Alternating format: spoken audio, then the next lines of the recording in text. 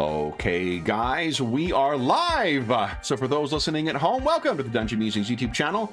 My name is Kevin Madison, and I'll be your friendly cult leader today, because today we were going to be playing our regular Paradar game today, but unfortunately we're down a couple of players, and I will be commencing my vacation this week, which will be from July 12th to July 23. I'll be away, and we're streaming this one session we have scheduled for our Wednesday Night Below campaign. Other than that, we're not running any other games during that period, which means that we would be having a month gap between sessions for Paradar. So in lieu of that, and recognizing that neither of these players have had a chance to really dive into Kult before, I suggested we take the session to play some Kult again. Kult is, of course, the horrific Gnostic horror RPG published by Helmgast Studios, also by Modifius, has some involvement with them, but this is one of my absolute favorite RPGs, and I am really looking forward to introducing it to our players from today. So why don't I introduce you guys, tell us who you are and who you're playing today. First up, we've got James. Hi, I'm James, and I'm playing Agent Anderson, an FBI agent out and about in the world at the moment. Nice. And with him is Darren. Yeah, I'm playing Marcus Boyd, who is an occultist writer or an author. So, yeah, I'd like to give this a try. Not played it before. Nice. All right, so guys, one of the things that we do with Kult, we talked before we went live about some other gameplay aspects like setting dramatic hooks. We're going to ignore those for the purpose of today's session, just because it doesn't really matter. But what does matter is your disadvantages. Disadvantages are something we either roll when we start the session, or we roll them as they are triggered throughout the game. So I'm looking at Agent Anderson's. We have... He's unbearably handsome. Stalker and Rival are your two ones. So what I'd ask you to do is, let's see here. I think Stalker is at the start. I think both might be at the start, actually. Let me take a look here. All right. And I'm using one of my favorite, it's my little Gideon Bible-sized Cult book. Stalker, great. Would you give us a 2d10 roll, please? Higher is better for you, lower is more fun. You have a funny definition of fun. Oh, yes! That's the stuff! All right, so 4.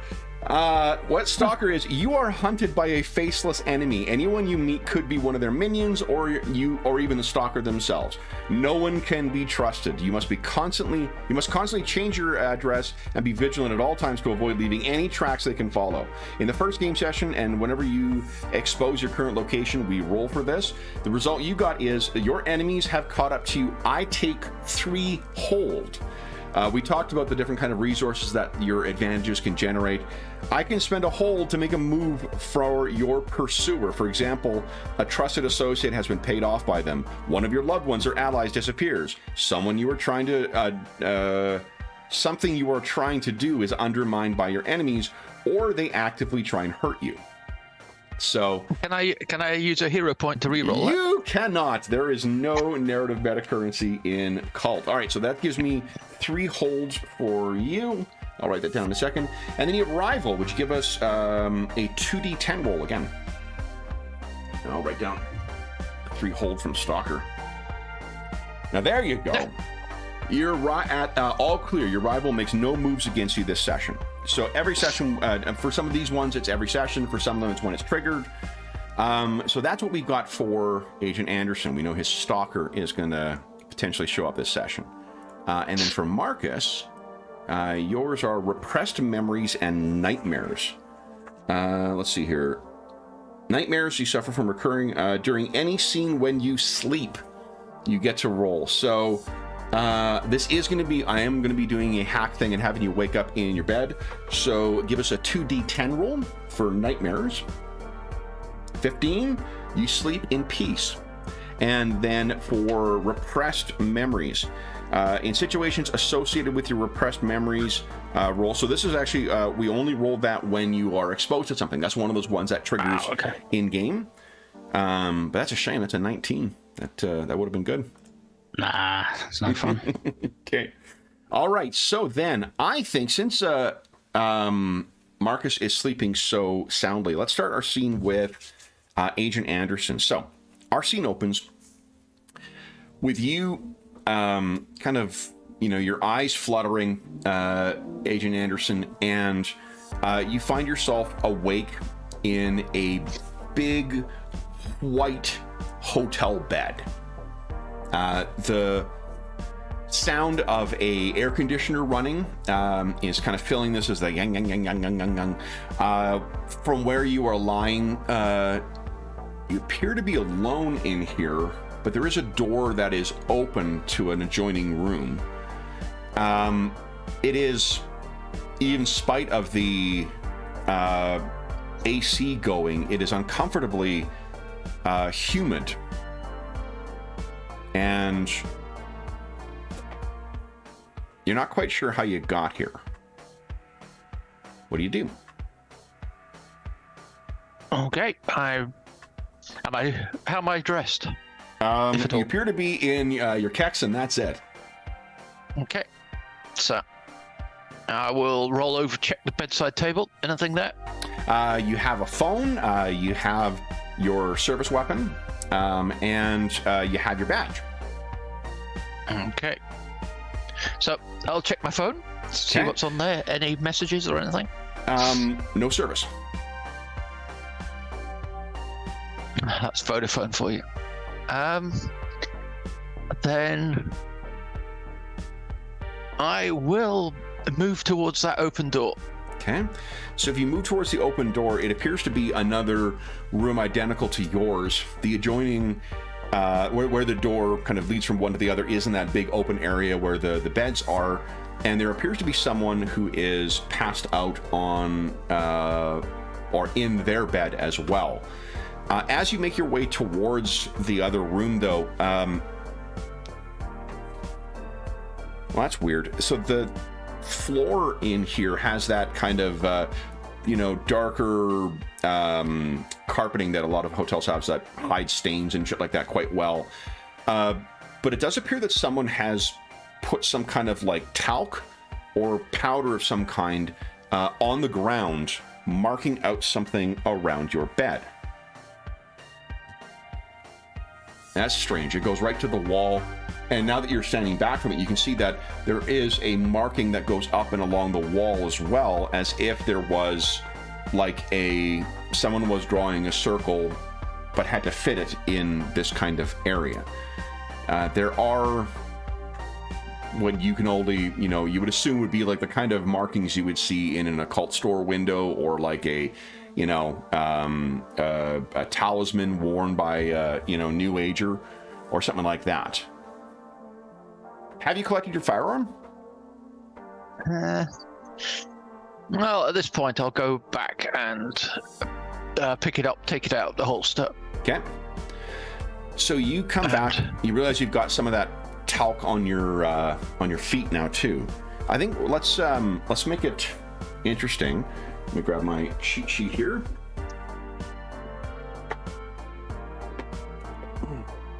Why don't you give us an act under pressure move, please? Okay. And for those, moves are often, like in a lot of the Powered by the Apocalypse games, they try and set it to be very clear, like only players make moves or only GMs make. I'm much more fluid with it, so I'll suggest moves sometimes. Go ahead and give us an act under pressure. How would I do that one? So you see where coolness is? There's a button above there, or there's a word above there that says act under pressure. If you click on that, it should prompt you for modifiers, and then you just click through.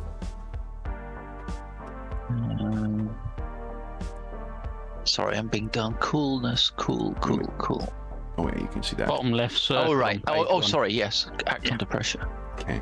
No modifiers? No modifiers. So whether intentionally or unintentionally, you managed to have stepped over this this chalk, and you've left it undisturbed. how are you feeling about seeing that stuff on the ground? Yeah, it's case, what's this bullshit? Yeah. If you look in the other room, this person who is dead asleep looks exactly like Marcus's illustration. And you can see there is a small stack of like, not like big textbooks or anything like that, but a couple of like paperbacks that have titles like, you know, Aliens of Antiquity, or, you know, the Demon Caucus of Washington, or the similar kind of like outrageously, you know, conspiracy-minded kind of stuff. So this guy in the bed reads some real schlock stuff then. Yeah, and the door is well open here too. You don't... He looks familiar, but you're not able to place kind of who he is or whatnot. What would you like to do? So, he's asleep right now. If you want to try and like inspect the room without waking him up, that's probably an act under pressure thing, or you can just, you know, wake him up and see what happens. Yeah, I think I'll carefully walk forward and scan around the room, just see there's nobody else in here with me. Yeah, just give us an act under pressure roll again, please, or move. Oh, I guess one thing I should say, you could, because you're kind of being sneaky here, you could also trigger your burglar advantage. And then that might generate some options where you could do things like avoid being discovered by someone. Would you like to roll for your burglar first and bank some options? Yeah, sure. Okay. I've rolled that move already, mind you, but that's okay. So we'll use that one for your, because it's coolness that you roll for burglar as well. So burglar says. Okay, so I'll roll coolness then for my edges. Well, we can take that roll. That's a good enough roll. So you got 2 options. There you go. Same thing. Two options. And remember, those options are: you silently open a locked door within a few moments, you neutralize an alarm, you bust a lockbox, you're safe in less than 2 minutes, you avoid being discovered by someone, or you trick someone into believing you belong here. Okay. So you got those 2 options, and you can use them throughout this scene. So the reason I wanted to get you to do that is because rather than acting under pressure, you can just choose to spend an option and inspect in here without anybody finding it. Your call. Gotcha. Then, oops. Do you want to save that for in the event something kinky I'm going to goes save on? it just for the moment. Okay. So then would you give us an act under pressure roll, please? Okay. Or move. Come on. Okay. So that is a failure, and I could make a move. However, you could spend a burglar to do that, or do you want to just, you know, not realize that there's something on the ground that you step on? That's what I think is going to happen. I'll use one of my edges then. Okay, so you're stepping in here and you're trying to be careful. You're keeping your eye kind of on this guy, and then as you step forward, you realize like there's a bunch of broken glass on the ground. This guy has thrown some bottle or something on the thing, and there's a bunch of shit on the ground. So that would have not been great to step in. Are you haven't told us that you put on any clothes as of yet, so no, so I'm still but you easily can step around this still now. in my boxers. Yeah. If you look around, what you find is like the room is, it seems to be like any other hotel room. One curious thing is that there is the similar marking around his bed on the ground as there is to yours. That talc or powder that's been put around and then up on top of the bed. Same markings and whatnot too. You see that he has fallen asleep with a tablet that is powered down right now. But what you find is his open luggage is sitting on like that like ubiquitous round table that they stick in every fucking hotel room. That's on there. It's open, and you can see that there is a book on there with a pretty outrageous, pseudo-archaeology conspiracy theory kind of name to it. It's currently turned over to the back, and you can see the face of the man sleeping in the bed. And as you turn it over, Darren can tell us what the title of this book is.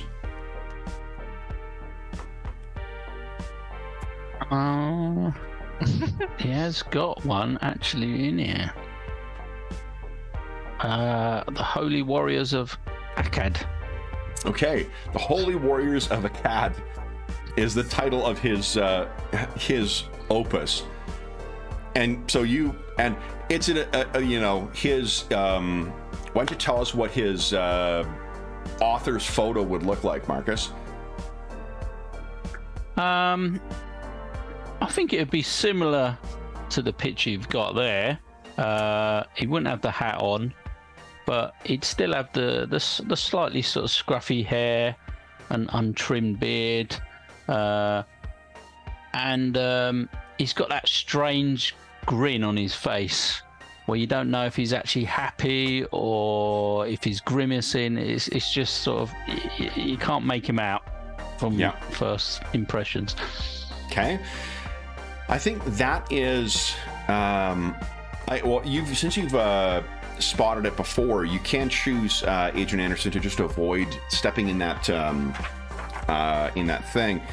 What you could also do is, if you want to snoop around here, you could take an observe a situation roll, which allows you to set up.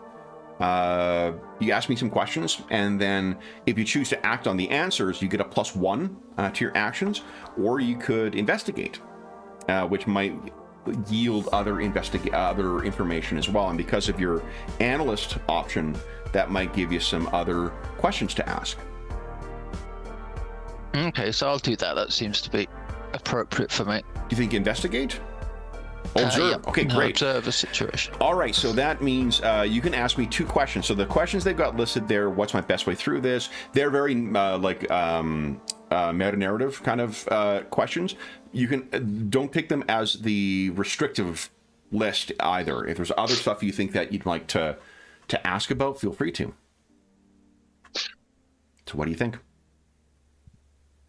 So can I smell alcohol in here? Is he passed out from booze or whatever that bottle was? There's definitely some alcohol in there. There's still the residual stink of a strong spirit on the ground, and that incidentally was outside of the circle.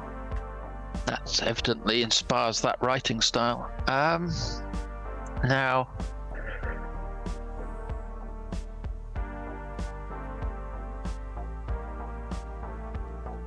and if I look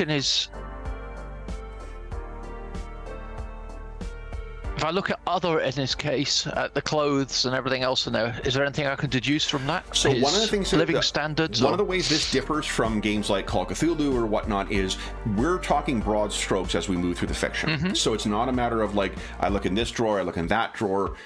Ask more what broadly you want to see happen in the fiction, and then that's why these questions are set up in that meta way, is for us to, as we have our conversation, for you to discover more about the scene in a broader way, rather than having to go through the minutia of like, I look in this drawer, I look in that drawer, I look in his throws, I look in his whatever. If there's something strange, think of it more as like how you reveal stuff in media, where we don't see you going, unless it's important, we don't see you going through a shit ton of things and finding nothing. We focus in on the scene for when something interesting happens.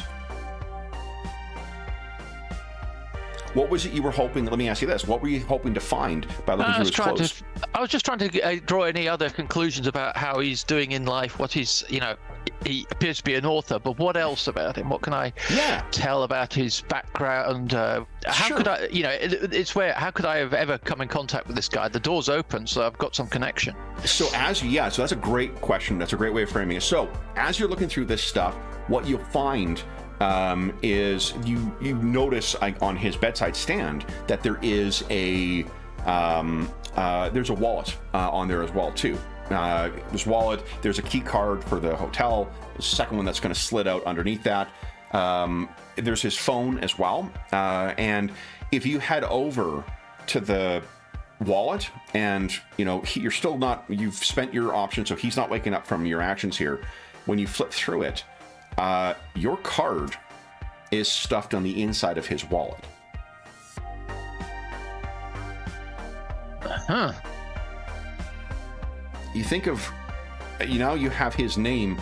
While there isn't service here, you should still be able to access whatever email or whatnot is on your phone, text messages that are delivered beforehand.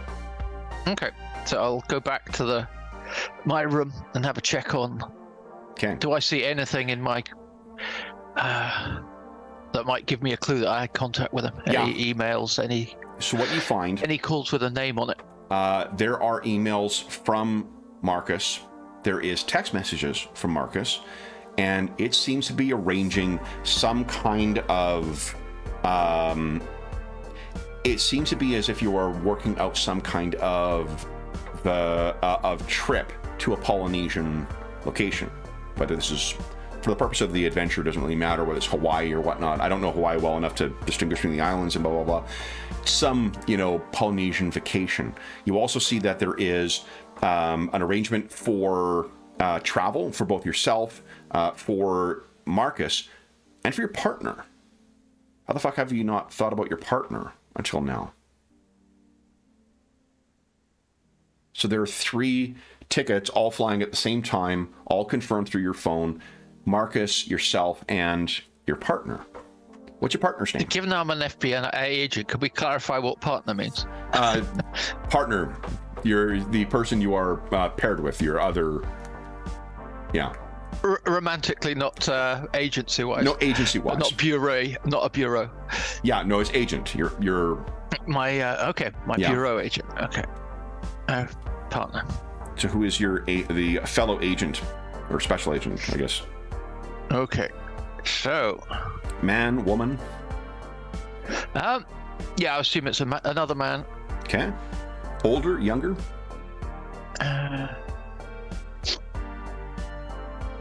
Let's say younger. Younger. She's the rookie. Anything distinctive about the person? Are they eager? Are they by overly the book? ambitious? Overly ambitious. Okay. So they may be the ones who go in where you fear to tread. Do you have a name for this person?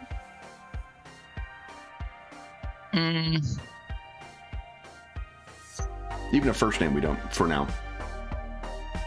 Let's go with Charlie for the moment. Charlie, okay. So why the fuck didn't you think of Charlie? And why isn't Charlie in here? There are 2 beds in your room. There's only 1 in Marcus's. It doesn't appear that your bed, the other bed, has been slept in, but now that you think of it, there are 2 suitcases in here. And that's, I think, when you hear, Agent Anderson, a thump from somewhere above. These have to be concrete floors, so it's got to be something loud when that thumps down. And now that you think of it, that's the first time you've heard any sound coming through. Marcus, this is when you kind of wake up with a start. And I think you can hear... well, you can't hear Agent Anderson right now, but while we're going to see what Agent Anderson's going to do in a moment, what do you do, Marcus, as you wake up with a start and you look around? And am I aware of my surroundings? Have I got any memories of, or am I in the same situation? You aren't, but when you look around, one of the first things you do is look to the circles, and for some reason you feel very confident and very comfortable that the circle has been maintained. Okay, so yeah, that'll reassure me that I'm safe, but I'm intrigued by the sounds, so I'll be trying to investigate the sounds. They're coming from the ceiling above. Well, you can see there's a big thump, and you realize that there's a door open leading into the second room. If you'd like to make a move, you could observe a situation as well.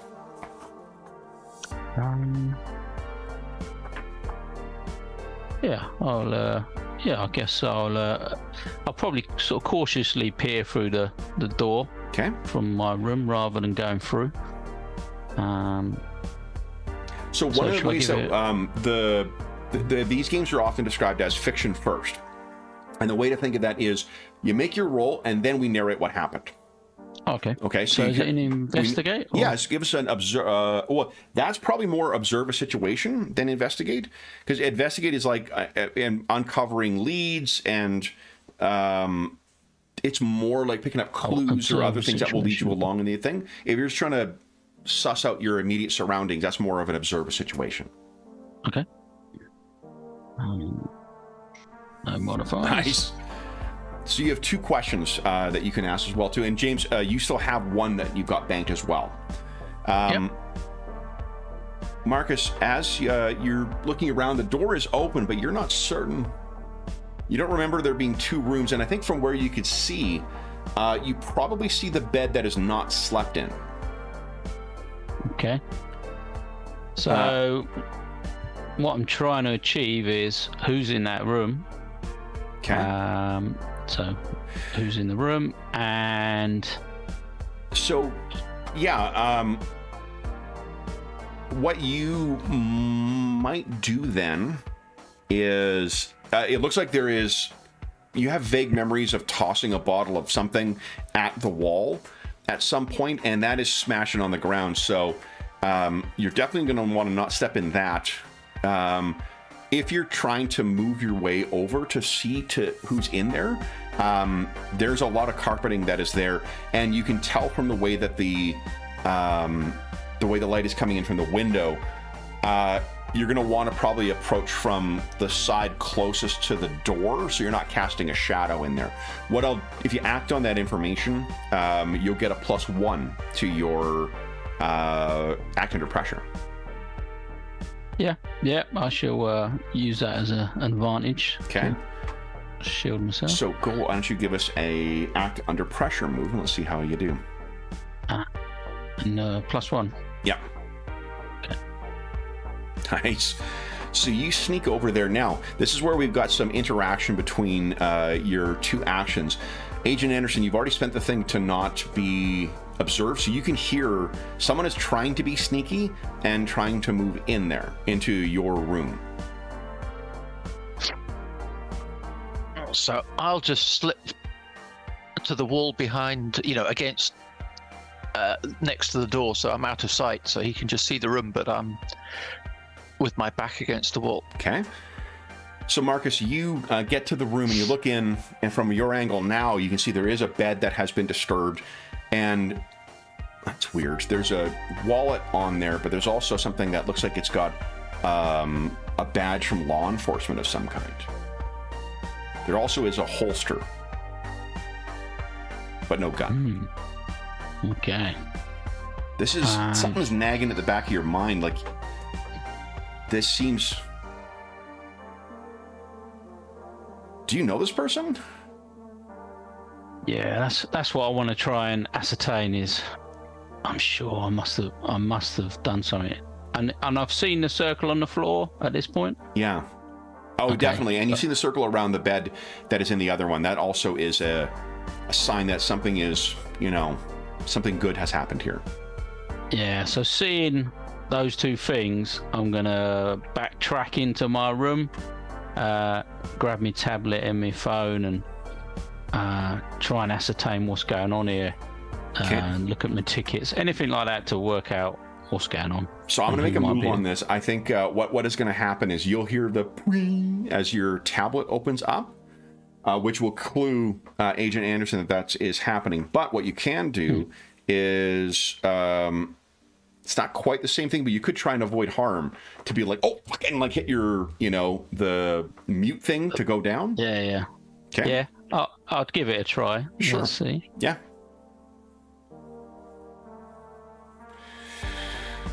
Okay, so you avoid the worst of it.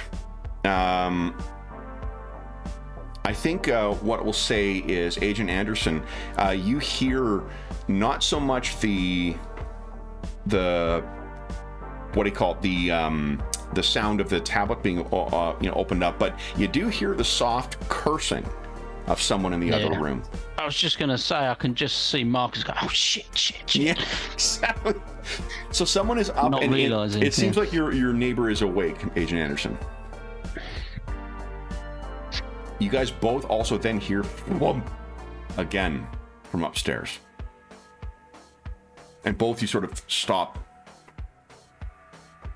What do you guys do?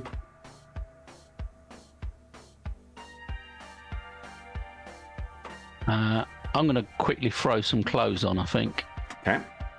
So, Agent Anderson, you can hear he's moving around in there. Yeah, and he's like, it sounds like he's moving stuff around. What would you like to do? Yeah, well, funnily enough, I will try and...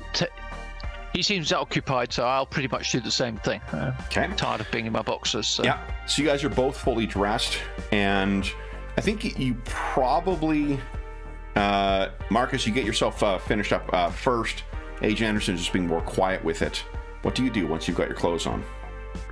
Well, hopefully that's allowed my tablet time to sort of boot up and stuff. Yeah. So I'm looking for a name or anything like a contact that I might have made. Yeah, and what you find a very similar thing. Like, you don't recall how the hell you got here, but there is information in there. There's itineraries that were sent to you from 2 FBI agents. One named Anderson, one, I'm not sure what Charlie's last name is yet, but Anderson seems to be the one you're corresponding with. There's also confirmations of hotel bookings in here, and some kind of conference.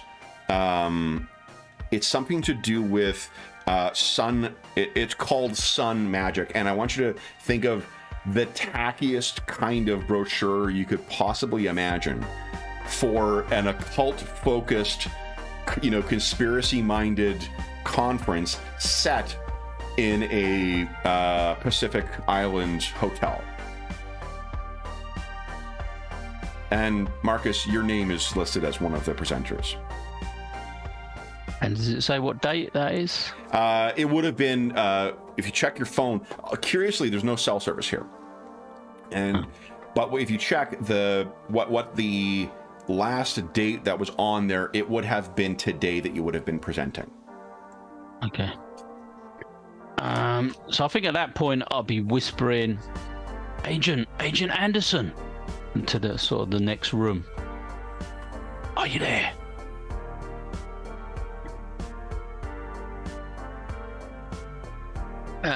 So with that, I'll slide into the room with my pistol low carry. But okay. So, why don't you tell each other what you see? How are you dressed?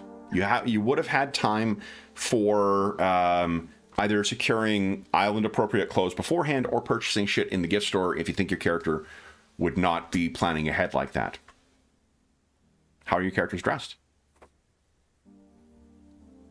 Marcus is going to be wearing jeans, but they're sort of fairly smart ones, so sort of smart casual sort of jeans, and just a t-shirt. He's very sort of laid back approach, and that's how he'll do his conference and stuff. Okay. Yeah. What kind of shoes is he wearing? Like trainers, dress shoes, flip-flops? Yeah, no, he's got some trainers that just go with the jeans, some sort of fairly smart trainers that'll probably cost too much. Okay. And what about Anderson? He's normally in his suit, so he can't quite unbutton, so he'll be in a white shirt, some khaki pants, brown shoes. So he's trying to be casual, but he just can't be. Okay. So loose fitting, so because it's hot. But, okay. So, you still don't quite recognize one another, but there is, you seem to, I don't know, neither of you seems to be antagonistic or aggressive towards the other, which is why it's a little disturbing when you hear the sound of some woman scream, an animalistic cry from the hallway outside of Marcus's room, and you hear the sound of foot. This, we're all familiar with the sounds of someone running down a fucking hotel corridor, and you can hear far off someone saying, "Oh, no!" And the running stops somewhere far down the corridor. It started in the direction of Marcus's, past Agent Anderson's, down the corridor. And that's when you hear someone fall.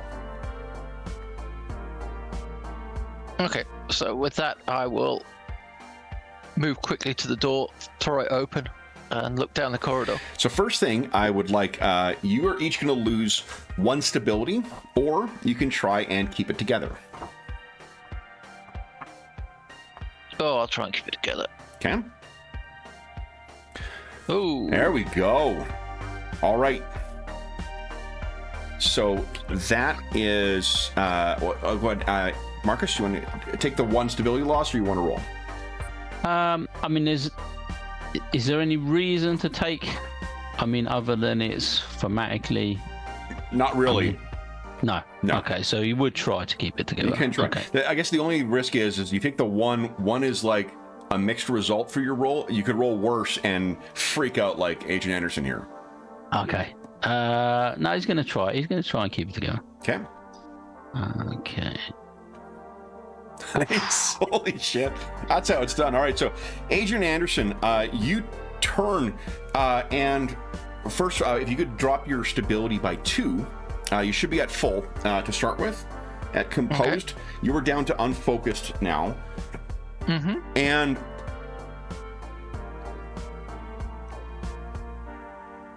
I think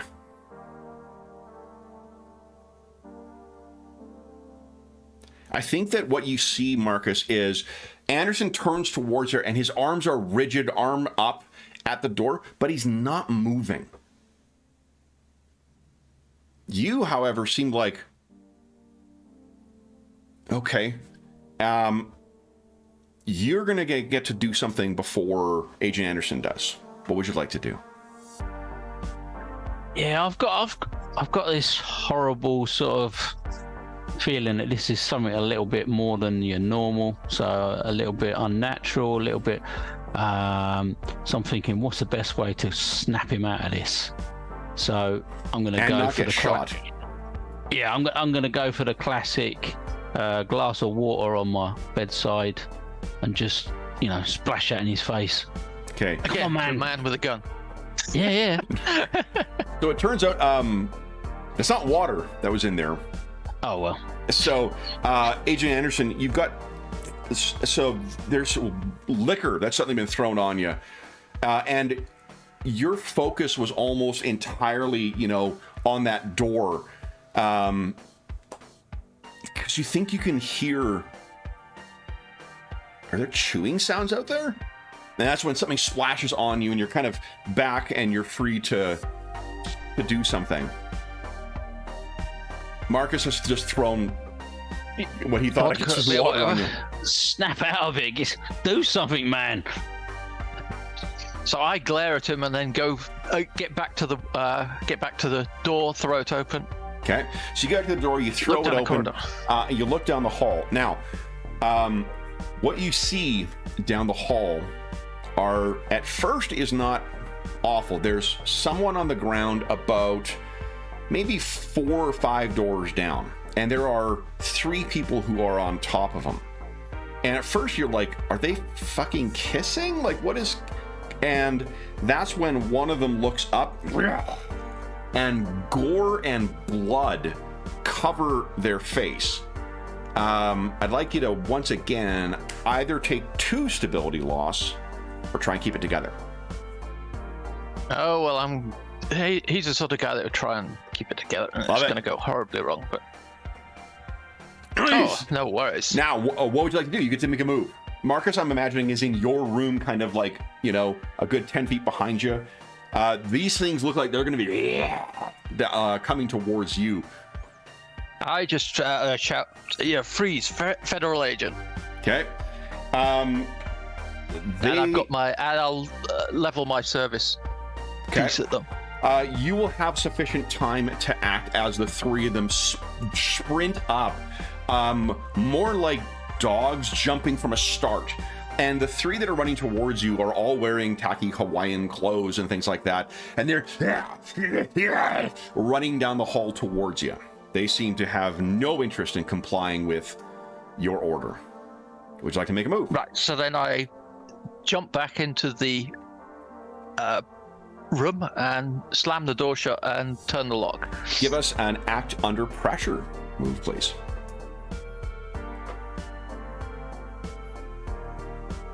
Nice. So yeah, you slam the door shut. What? Because this is where, just to give you context, the reason I'm making a roll for it is because there could be something funny, like the fucking sliding lock went in there. As you slam the door, it caught it, so it's not closing, or the chain could have gotten in the way, or whatever. But this one, you slam your door shut. Marcus, you've seen him do this. You could take a move. What would you like to do? Well, I want to know what he's seen out there. So. What is that? That's is that read a person? You can just ask him. I mean, unless there's okay. Yeah, you can certainly. What's out there? What'd you see? I just saw 3 guys attacking someone in the hallway. They're on them, covered in blood, biting him. It's like some bloody thing out of The Walking Dead. And biting him. Around then is when you hear the slam. They reach your door, and like 3 things are slamming up against the door. And you know, remember how these hotel doors are not designed to absorb any kind of impact or whatnot. It's going to hold for a bit, but 4 adult-sized people throwing themselves against it, it's going to give way at some point. And it sounds, like. So I say to Marcus, "Come with me and run for my room." Okay, so then we'll slam. I'm then picturing we'll push. that you did it through your room already. Oh, okay. Then right. I'm going to quickly go through my bag and see if I've got any spare clips of ammunition. I would have thought I'd have taken a couple of backup. Sure. Once you act under pressure, I'll see if you can find or have them. Yeah, I think there's 2 clips in there too. Excellent. Then I'll move into his room. Close the adjoining door, lock that one as well. Okay.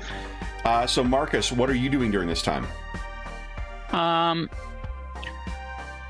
So I'm imagining that Marcus is into this stuff heavily. So even that description's like sending him into all sorts of ideas of what could be out there.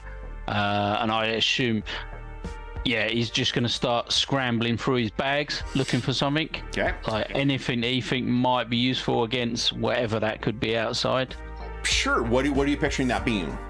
Well, he's just using all the stereotypes. So, you know, I don't know, some sort of silver item or some sort of, I don't know, anything that he would carry with him. Sure. Let's see. Why don't you give us an act under pressure check as you're fumbling through your stuff before something else happens. Okay. So hold on. Act under pressure. These the descriptions in here are not always 100% accurate. Ooh. Okay. So here's what happens. Agent Anderson, you get yourself into Marcus's room and slam the door with enough time as you hear yours splinter and fall down. And those, at least those 3 come into your room, and there's like and are all like smashing around. You can hear shit getting knocked over, and one of them you can hear snuffling at the door. And Marcus, you're looking through your stuff, and you have something, but you put it in the fucking hotel safe. So there's a safe in your room. The difficult choice is you can absolutely access it, but you're gonna have to do something to keep these things outside of your room beforehand. So you hear up against the adjoining door. I'll leave you to think about that. Agent Anderson, would you like to make a move? Well, I'm probably thinking anyway of something similar. So is there like a sofa in the room, I'm guessing, that I could drag across the door? Probably, yeah. So let's get a good old yank of that. I will say, come out, and then start dragging them. Well, okay, so that's an interesting. So what you can do, it sounds like you're going to be acting under pressure to try and set up a situation so it's going to be harder for them to get in. There is an option to help. It's helping or hindering, and you pick what stat you use that makes sense for the thing. But I think that still also means that you're not opening the safe. You're trying to help him instead. Yeah, I think I'm more of an expert than he is in this situation. I don't think I'd just say, you do that. You get on with that. You keep them out. Okay. So then, Agent Anderson, would you act under pressure once again for us, please? Oh! So you grab no, it's a terrible moment when I hear Marcus say that. I realize I'm trapped in a doomsday scenario with an idiot. And yes. And I think it's at that point where you get over and you're grabbing and dragging the sofa, and one of these things just like it must have taken a running start, and it smashes through the door, hits the ground. Marcus, would you, Agent Anderson, you've already been exposed to these things. Marcus, would you give us either take 2 stability loss or try and keep it together? I'll try and keep it together. Okay. Trying to work out what they are at the same time. Okay. So which of those do you think you're feeling right now? You're going to lose 1 stability. Are you angry? Are you sad? Are you scared? Guilt-ridden? No, I'm going to be scared at this point because I think I'm starting to work out what it might be. Okay. So then they have smashed through. That was my move I get to make with the fail. I'll let Marcus, you can make a move now. What would you like to do? Do you want to spend it trying to open up the safe? Yeah. Okay. Yeah, I do. So you're like, okay. Agent Anderson, there's one of these things on the ground in here. There are 2 in the room that still seem to be coming in. You can make a move. What would you like to do? I will try and put 2 rounds in the thing's head that's on the ground. Okay.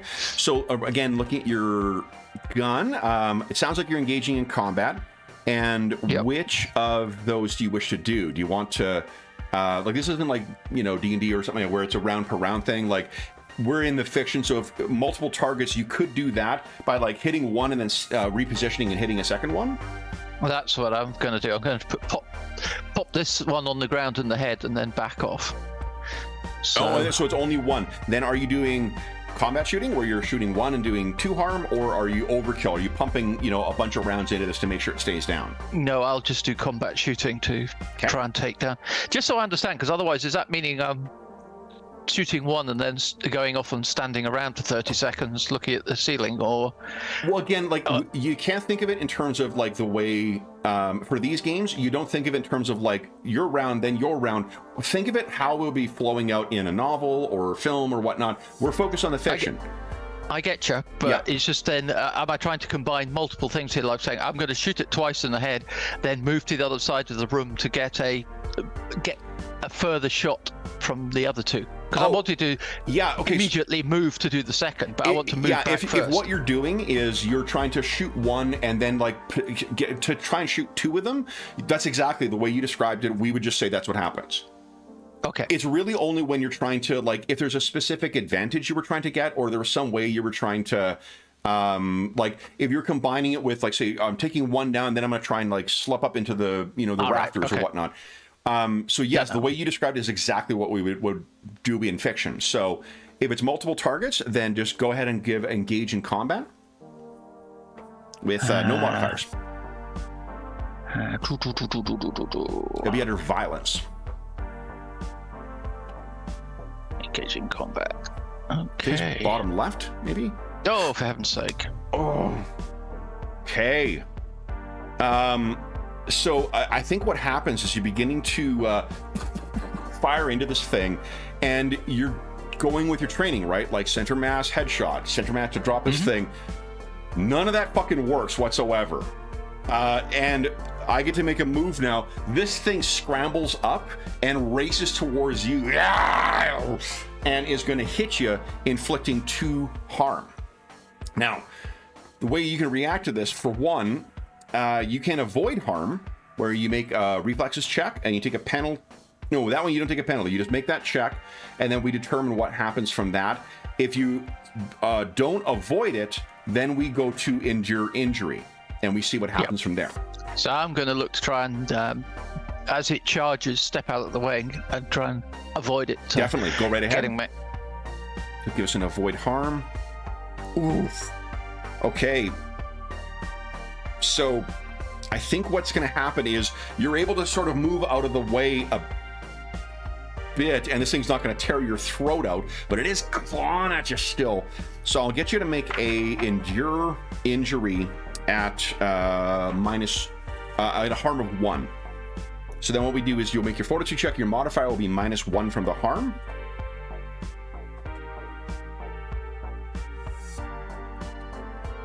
Ooh. Like there's any options here. As you're scrambling away this thing batters your hand. Your gun flies out of your hand and lands in the corner of the room between the second bed and the wall. So that's my move for that. You don't suffer any injuries though. Marcus, this thing opens up and you've got your save. What would you like to do? What have I got in this safe then?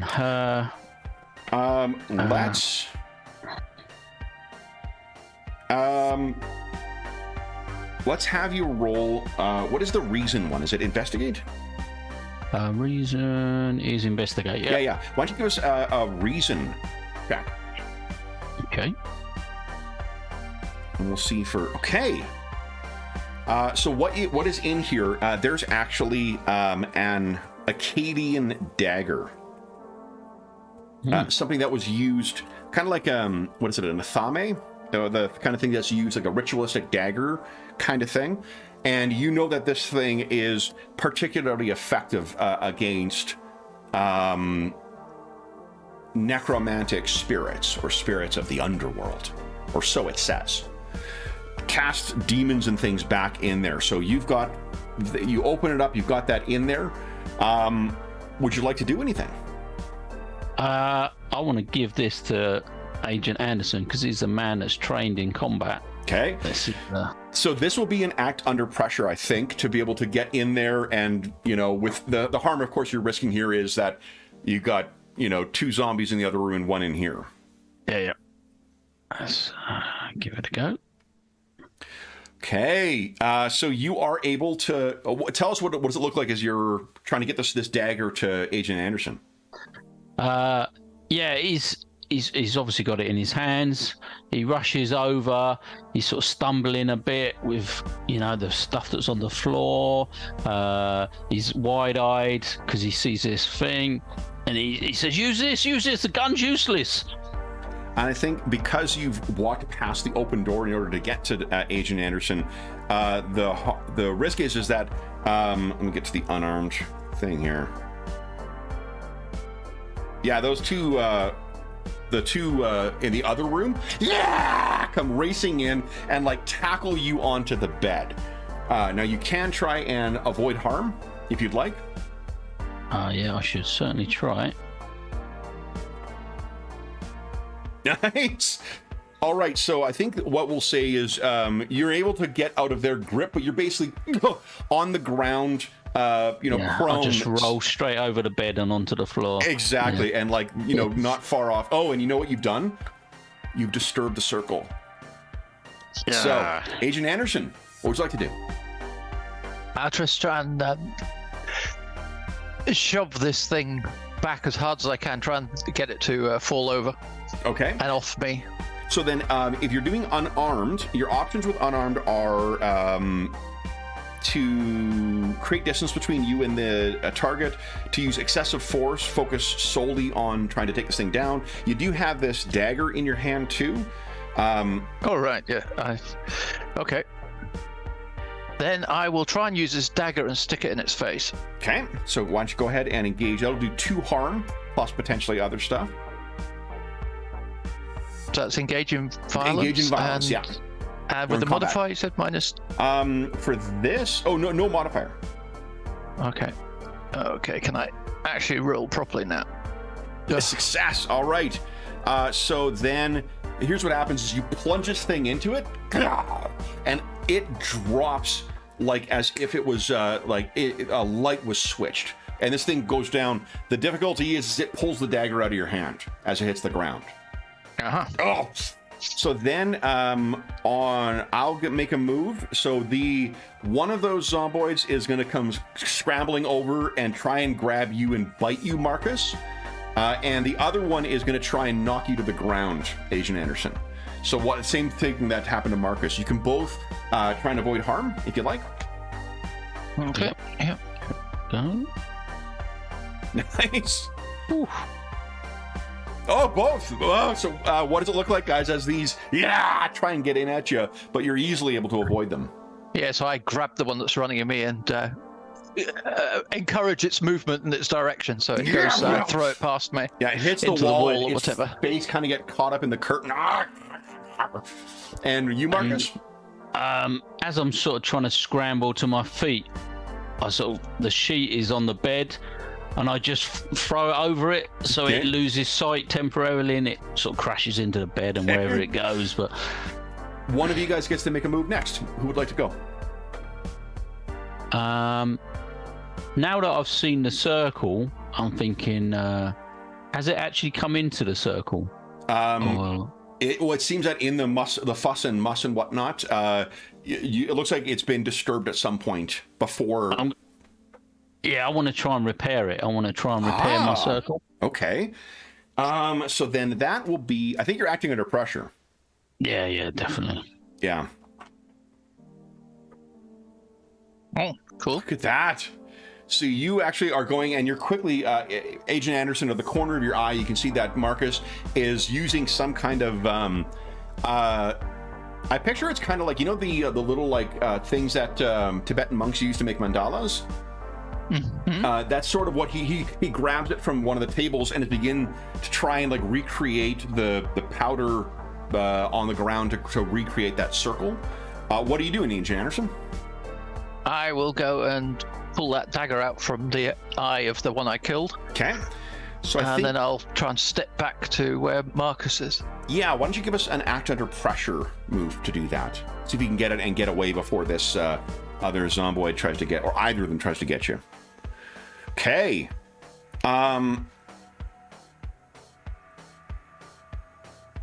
So here's the choice, I think. You can pull the dagger out, have it in your hand for when the zombie gets to you, or you can leave it and go over and join Marcus and then potentially, extricate yourself from the room. I think I'll get the dagger. Okay, so you're ready to face it. Then the one pulls itself free from the curtains and races towards you. This time, it's just going to try and bite you, Agent Anderson. And for you, Marcus, something curious happens. This thing races towards you and then just stops dead from where you've created this circle. So, Agent Anderson, would you give us a avoid harm, or yeah. Ugh. Okay, so this thing, it was tough getting this thing out of the chest. So I think this thing, it's moving without any care for its own safety, scrambles across the bed and has jumped down on you. Would you give us a endure injury at -2? Oh, that's not going to go well. Come on. Okay, so here's the interesting thing about this game too. You get to choose here. Are you suffering a critical wound? You can suffer 1 critical wound. You can suffer, I think it's either 3 or 4 serious wounds. Or you can die, but let's assume you're not going to die. Are you knocked out by this, or are you receiving a critical wound? Get inside the circle. Critical wounds impose a -1 on your rolls, and they require a first aid kit in order to treat, or something similar, medical supplies of some kind. Well, I guess at this point I better have a critical wound. But, Okay, so this thing, if you can mark a crit, and I think it's a you can record it as tearing at the throat or something like that, and it should, if you've got it marked on the second page of your character sheet, it should apply the modifier, I think. Yes, I've got a box which says critical wound stabilized. Oh, so that is when it's if you untick the stabilized, because it's when you have a first aid kit, you can stabilize it. Okay, so I should put a red box and the red X and the critical wound thing. Yes, yeah, and it shouldn't be stabilized yet. So you're bleeding quite badly. Mechanically, it means you're at -1 until this thing is stabilized. Once it's stabilized, you don't suffer any further effects, but you can't suffer another critical wound then. All right. So that was my move. Which of you would like to make a move next? Well, I'm trying to get Mike to come into the circle. Okay. So I'm So hold on. This thing, the way next. I'm picturing it, that zombie fell on you. You fell off the bed. You done sort of circle. You recreated the circle. That zombie's on the bed in the middle of the circle right now. All right, but it's stationary. It's not able to get. It's seemingly hitting something. So the one that you've been facing, you've somehow trapped in the circle inside. Yeah. Right. There is the one that Agent Anderson is facing though. Oh, okay. And have you still got the knife? He does. He's still got the knife. Okay. If you don't have something like, you don't feel that you need to go in the same order. If someone has something more pressing going on, you can have them go first and then you go afterwards. No, I feel like Marcus is feeling fairly desperate. He wants to like distract it so that Mike can stab it, basically. Yeah. So why don't you give us? That's going to be helping or hindering, I think. And then what do you think? Coolness, maybe, for trying to keep your shit together. You get to choose what attribute you use. Stupidity, I think. I think it might be keep it together to have the confidence. Well, what you're rolling is helping. So the top left, there's one that isn't helping or hindering. Yeah, you get to pick which attribute you use. Oh, okay. What attribute do you think you'd be using? Like, coolness might be if you're taunting it. Violence might be if you're tossing something at its head to try and distract it. Yeah, I think it'd be coolness. I think. Okay. Yeah. So go ahead and give us a helping or hindering with coolness. Now, I did notice. I don't think it's applying the modifier for me being scared. There isn't a modifier for you being scared. That's only for when you are trying to keep it together. It says -1 ongoing. That's only for that, is it? That's only for, that's not for all skill rolls. That's one of the nice things with it. Success with complications. Okay, but I think that's actually not right. It's just a +1. So then, Agent Anderson, if you're going to engage in violence again here, or engage in combat, you're going to get a +1 thanks to Marcus's distraction. Excellent. So I will try again to put an end to this bloody thing. Fuck, we forgot your field agent ability. You could have rolled that and banked a ton of great combat options. Aha. Oh. Like avoiding getting hit automatically. Oops. Okay. So go ahead and give us a +1. Remember, don't put the plus sign in, but a +1 modifier.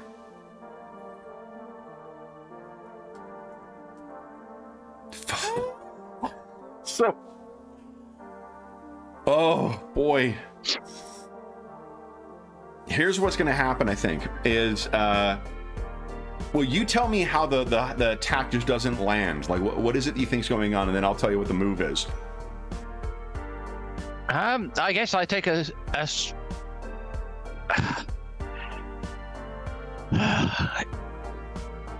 yeah, I take a stab at it. It just moves at the last second. All I do is scratch the clothing he's wearing, the Hawaiian shirt and everything. Yeah, and it could be that you're just a little woozy from whatever's going on with your wound. And that's when you hear the sound of screaming from down the hallway. It's pretty far off, but there are more coming. For my move, let's spread the fun around. This thing's going to turn and race towards Marcus. Yeah! From you distracting it. It is going to... it's going to try and just carry you down into kind of the hallway, like push you down to get away so you're closer to where the door is. If you don't want that to happen, you can give us a avoid harm. Yeah, I shall try and get out of the way. Definitely. Okay. So I think. Let's just say it knocks you down. Like you're able to sort of push it around, but you're once again prone, and you're like, you can hear the thundering in the hallway from them. They seem to be getting whatever else is in there. There's more coming from elsewhere in the building. Either of you can make a move now. What would you like?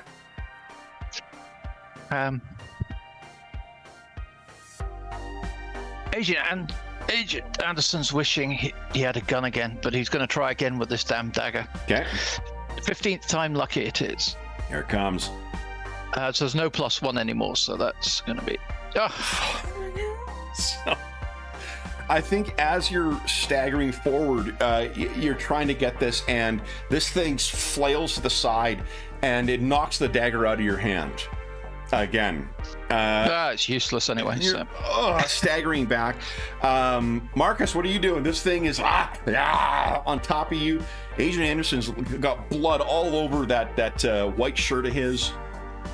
Yeah. Do I... The other one's trapped on the bed, is it? It's still stuck on the bed. I want to try and use the same tactic. I want to basically dive over the bed so it follows me, and hopefully, a similar thing happens to it. It gets trapped chasing after me on the bed. I mean, you would know that if this thing is, it's probably it more prevents it from going in. Right, like that's it's a protective circle. Yeah, if it's in it, what you could do is, if you want to, you could just, you're on the ground, it's on top of you. You could try and get your feet in and heft it over onto that bed. Yeah, I'll give it a try. Yeah, okay. I just want to basically trap it. Yeah, go ahead and give us an engage in combat. This could be messy. Which I don't think you're great at, but. No. You push that thing back. It lands in the what do you call it? It lands basically back to close to where the adjoining door between the two is, and it gets up. And as my move, it just screams out in fury, and you can hear echoing cries from elsewhere in the building. They know precisely where you guys are right now. Both of you can make moves now. What would you like to do? I'll take one last go to try and grab that dagger and finish this bloody thing. Before you do that, let's remember you've got your field agent roll. Why don't you give us a violence check and let's bank some edges for you. This doesn't cost you a move to do this. You're see if you remember some of your Quantico training here. All right, so a 4. Well, you got that 4 out of your system now. You gain 1 edge. So you've banked this. You can take cover to avoid a range attack, chokehold, disarm, or use an improvised weapon that is a surprise strike with 2. So what do you think, if, for instance, you wanted to spend that 2 right away, what do you think might be in the room here that, what do you call it? That, let me give you, I'll give you a more obvious prompt here. Maybe there is like a parang that Marcus has packed as if he's going to be like bushwhacking through the jungle, with a machete or a parang. That's on the ground. So as a surprise strike... Dude, you travel with some weird shit. But yes, I grabbed that. Okay, so why don't you give us an engage in combat before I make my move? That would be... If you want to spend that field agent thing right away, let's see if you can get something. Let's do that. Oh! No. So, you swing at this thing, and I think rather than...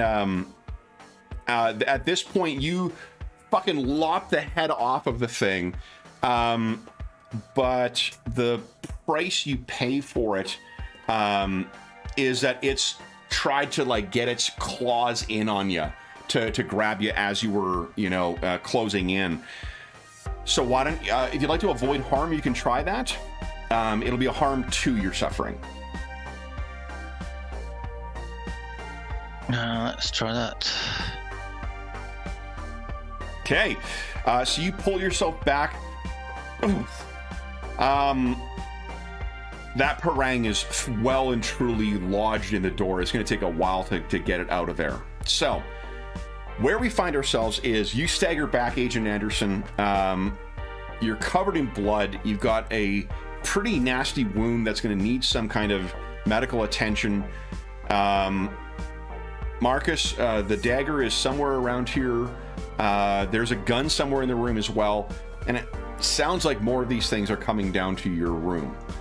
That sounds like a perfect place to take a mid-session break. So, and because we're transitioning out of scene, it means you guys can, all of your advantages, you can try and recycle them again in the next scene. So, Let's take our mid-session break, and then we will come back and see what happens next. So, back in 5 minutes. Okay.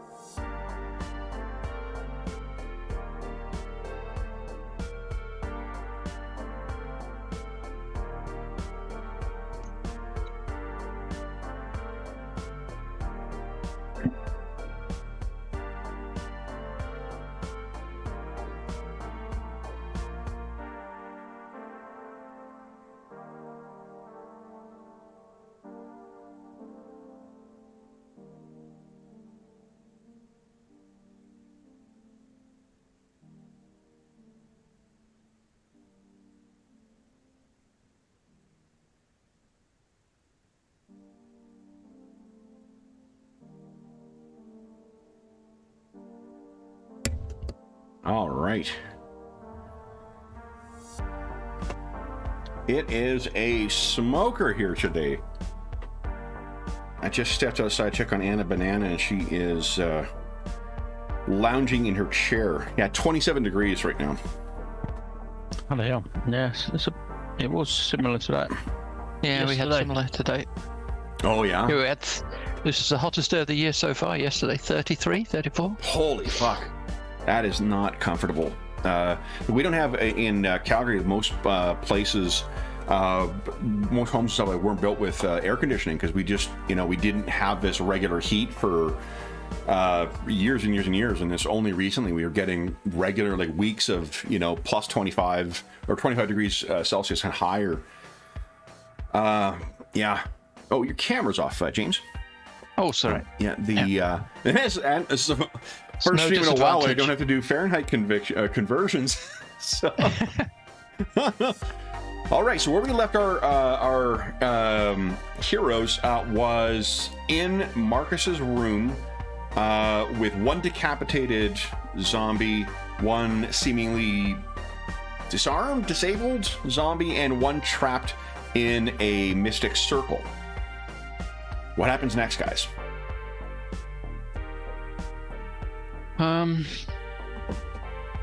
Well, I'll go and pick up that useless bloody dagger for what it's worth, and retrieve my pistol as well while I'm at it. Okay.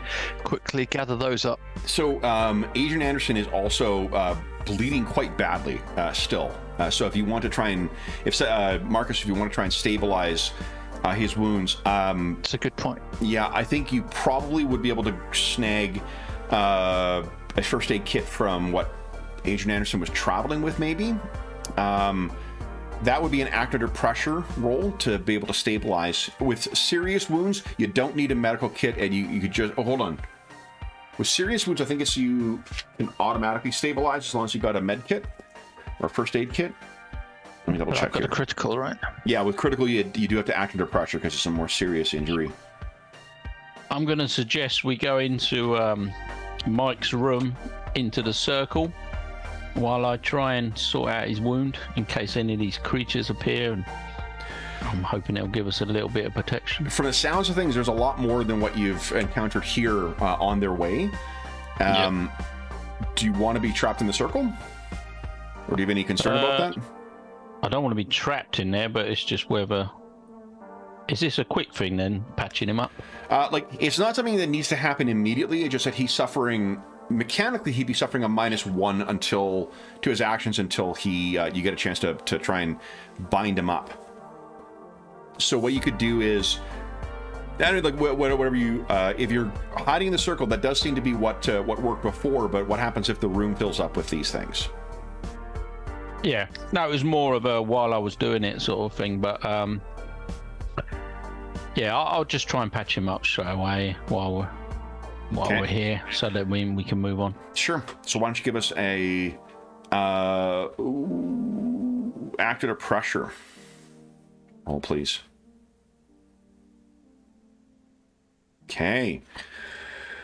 So that here's the complication: is first aid kits normally have 4 uses.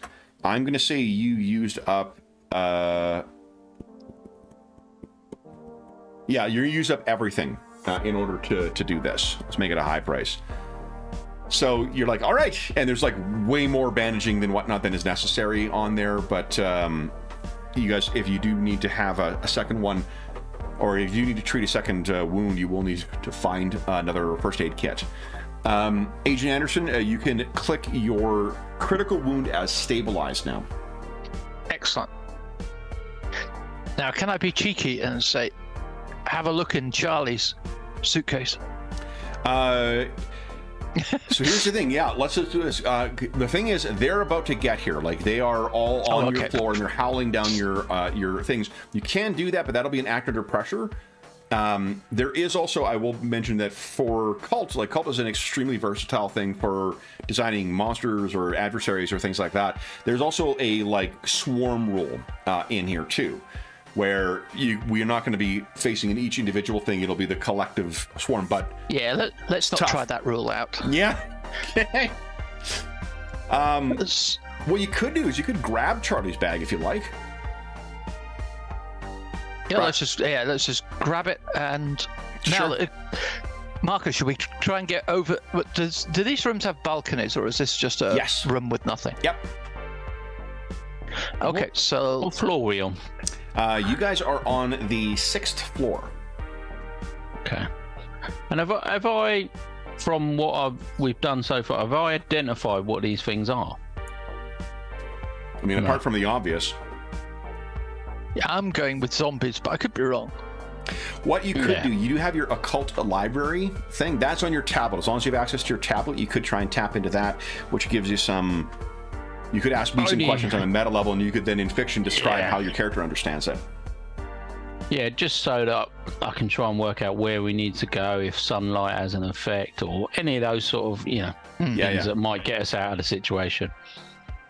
So tablet's already on, so I'm just gonna be furiously flicking through. Okay.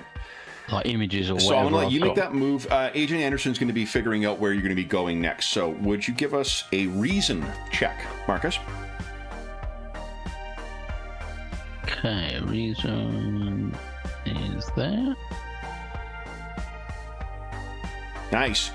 So there's not a complication that comes from this, but you get to ask me one question.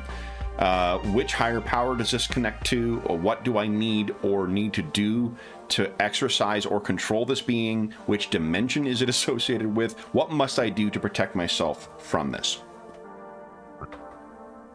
Yeah. So what is the weakness? What can we do to get rid of them? Destroy them, kill them? A spirit-breaking dagger seems to be working pretty well. The fact that the barrier that you set up, which is something to target evil spirits, and the dagger, which is something that targets spirits, that means that these things have something in them that is animating them, as opposed to just being walking corpses for whatever other kind of reason.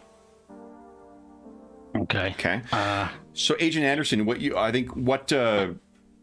Marcus is has sort of sat down in a seat and is flipping through his tablet, and you can see there's screenshots he's got in there, or pictures he's got of different ancient tomes that he's sort of like flipping through and reading. What are you doing? You can make a move now. Yeah, so I'll be checking. Can we get from one room to another across the balconies, or is that not going to work? Yeah, you absolutely could, by acting under pressure.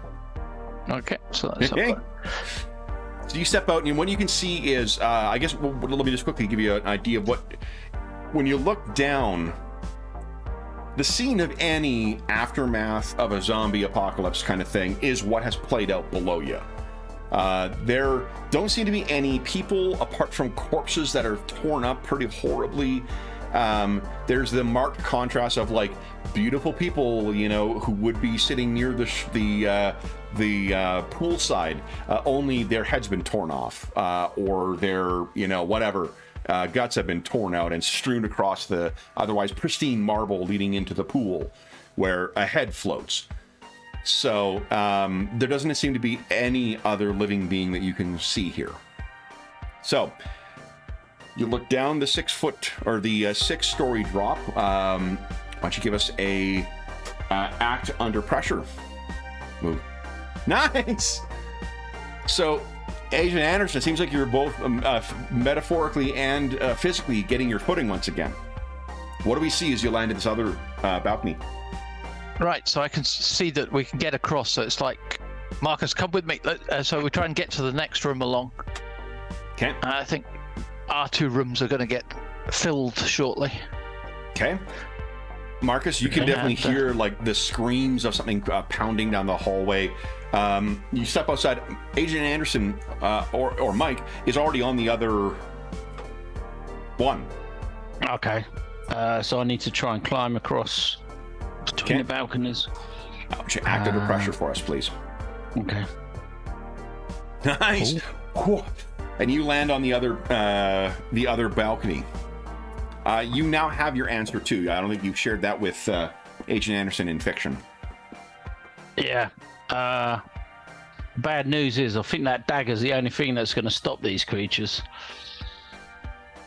Oh, that's not good. That's not good. One weapon between us. That's not exactly good. We're dealing with that crowd. Where's your partner? No idea.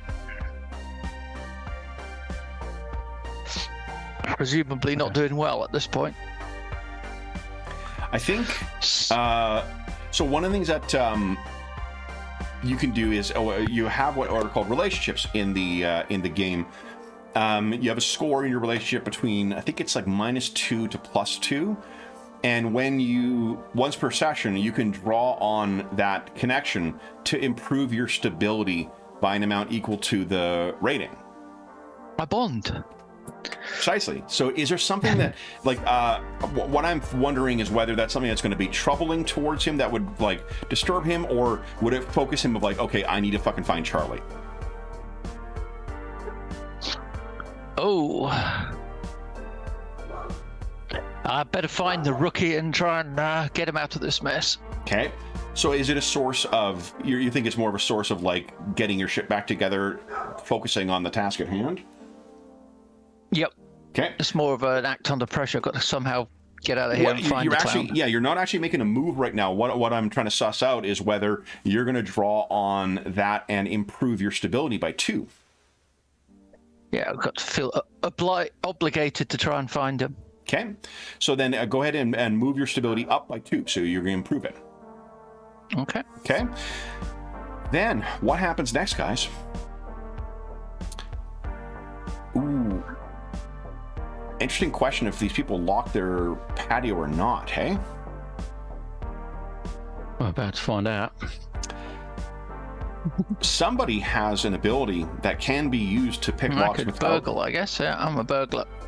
Would you like to make your so let's for this give scene? That one a go. Okay. So let's set up your burglar for this scene. It's coolness you're rolling. Okay.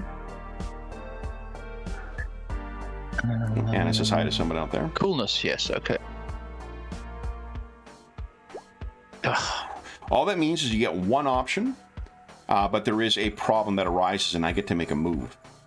So remember, your options can be used for silently opening a locked door within a few moments, neutralize an alarm, bust a lockbox or safe, avoid being discovered by someone, or trick someone into believing you belong here. So those are automatic things. In addition to that, you guys can try and make a move as well. So I think you're able to get yourself in here. Oh, here, let me hold on. Let me back up. There are 2 issues that you guys are dealing with right now. Is that the zomboids may be seeking you out. And this is hi. And there's the locked door. Either of those can be dealt with an act under pressure by somebody, and Agent Anderson can at any point spend that option to secure either of those others. Okay, so I'm going to just try and jemmy it with the prospect of not being detected. Okay. With the noise it makes. Okay, so you unlock the lock, then Marcus, I think that was just, which of you would like to make the act under pressure to try and avoid as you're kind of sneaking in here?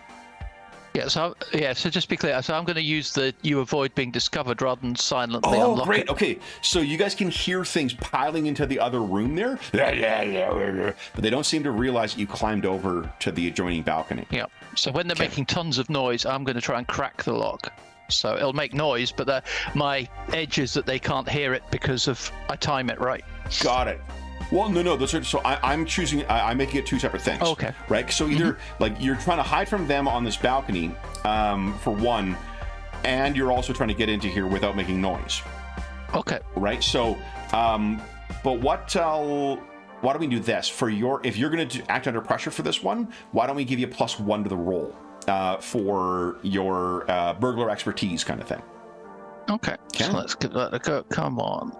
There you go. So, let's see here.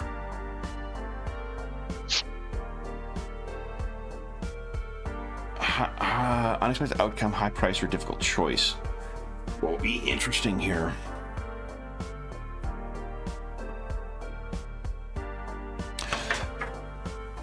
You guys pop the door open. You kind of make your way into this room. You slide the gate behind you. You look around. This is a room very much like what yours was. Only there is, you can hear something. It sounds like water falling. And if you look over towards the entrance, this is, I'm picturing kind of a typical hotel, like you walk in, on your left is your right is your bathroom right away, and then forward is where you have your bed or your 2 beds, and then on the right would be maybe where you get into another room if it's there. That is closed. In here, there are the 2 beds. You can see there's stuff in here that obviously people are in there. The sound you're hearing, this is the move I'm making. Water is spilling out from the bathroom close to the door, as if someone had left water running, filling a tub and having it spill over. What do you guys do? That doesn't sound good. Okay, so I'll go into that bathroom with the dagger ready.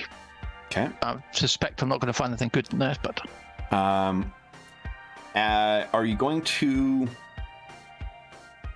I think it'll be act under pressure for trying to get there without making noise, or are you just rushing in there? No, I'll try and... Okay. So go ahead and give us an act under pressure move, please. Okay. So I think the hesitation is probably what we'll say is as you make your way in, what you find as you step in is a fairly old woman, probably in her 80s, completely submerged beneath the water. The waters fall down. She looks to all your, to all accounts as if she is sleeping. And that moment of hesitation of like, what the fuck is enough for her to do that horror movie, like lurch out of the water and towards you. And I just need you to give us a keep it together, or you're going to suffer another 3 stability loss this time.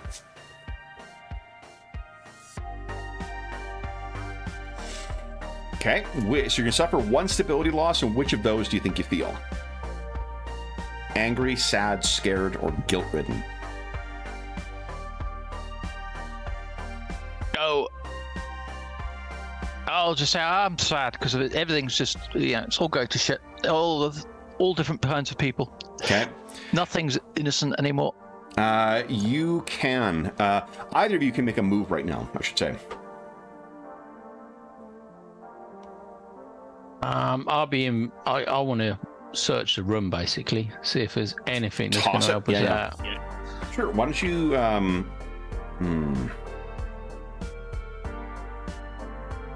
Let's make it an observe a situation roll, I think.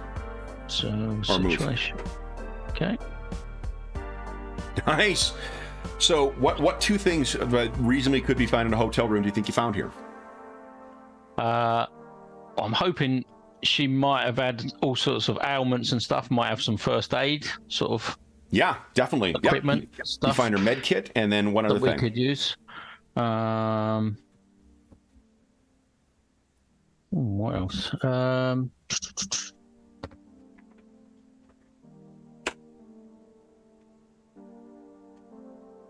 I'll let you think about that, and maybe we'll let Agent Anderson make his move.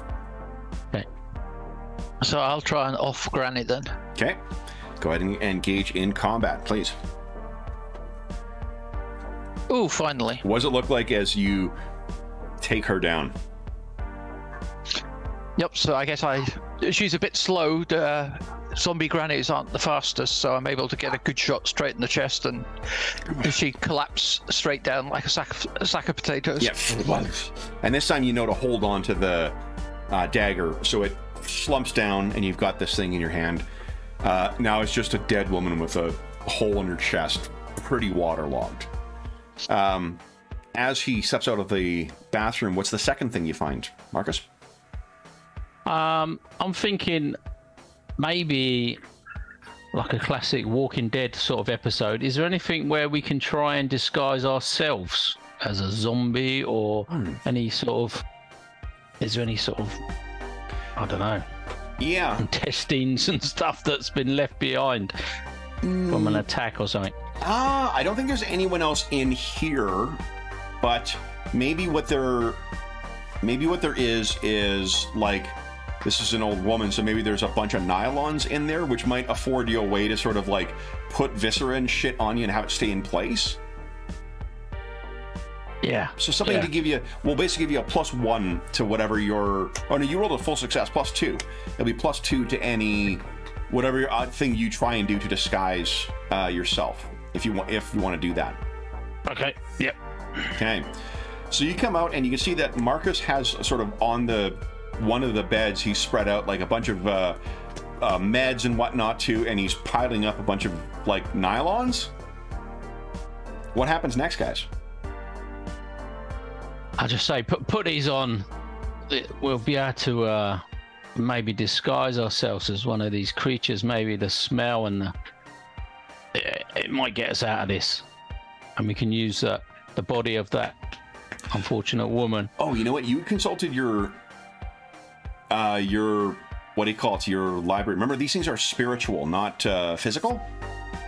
Okay. Right. So they may be like you. They may be sensing the living or sensing or hunting or whatnot. Oh no, because they did actually have to make sounds to go. So maybe it would work. Ignore me. It'll be still +2. What are you guys doing then? Yeah, so I'm going to try and mock something up using the remains of this dead woman. Just sort of splattering some blood on. And so why don't you? You're going to suffer a 2-point stability loss from that, or you can try and keep it together as your. I'll try and keep it together. Okay. You are a cold man when needs be. I've trained for this. I've researched many years. What do we see with Agent Anderson as Marcus is going about his grisly task? Oh, I'll look with some disgust at him as I sort of back against the wall next to the. Well, I suppose, is there any connecting door? Hopefully not. There is in here, but it is closed. Yeah, so I'll just be behind the door there with the dagger and keeping an eye on it in case anything. But quietly, be quietly. Yeah. All right. So you have sufficient stuff to be able to put on yourself. You're not going to need me to make another check. I think because you're not doing the disemboweling, Agent Anderson, it would be a 1-point stability loss for you to put the shit on you, or you can try and keep it together and not suffer any stability loss. No, I'll take the 1. Okay. All right. So you guys have what you feel is a convincing disguise here. What would you guys like to do next? What's the sound situation? Are they still next door, running around? And it sounds like, honestly, it's through the wall, but unfortunately the agency doesn't spring for very nice hotels, so the walls are quite thin in here. It sounds like a bunch of like a dinner party of people next door, rutabaga. And what about outside in the corridor? Is there still a lot of them running? And as far as you can tell, they've all reached, they've all piled into that your room right now. And remember that the easiest entrance would have been through Agent Anderson's room. So it's really like 2 doors down from where you are right now is where they went in, and then over into your room. And do these hotels have that classic fire escape down the outside of the building at the end of the corridor type Probably, yeah. situation? Do you think we should try and get out of this building, or? Well, it's not looking much safer down there, but I guess we can't stay here forever. Question is, how do we get off from where we are? So is this an island that you could get off, or is this mainland, as it were? That No, it's an island, but there probably is an airport nearby for people coming and going from this. There's also access by sea, but that would be more for local travel. We got to find ourselves a vehicle. Get out of here. Yep. Okay. Okay. Now, did I have a rent? Oh, well, it doesn't really matter. I doubt I've got my car keys on me. Oh yeah, right. There's going to be plenty of vehicles down there without people. Just as an example, I would not treat some of your advantages as comprehensive lists necessarily.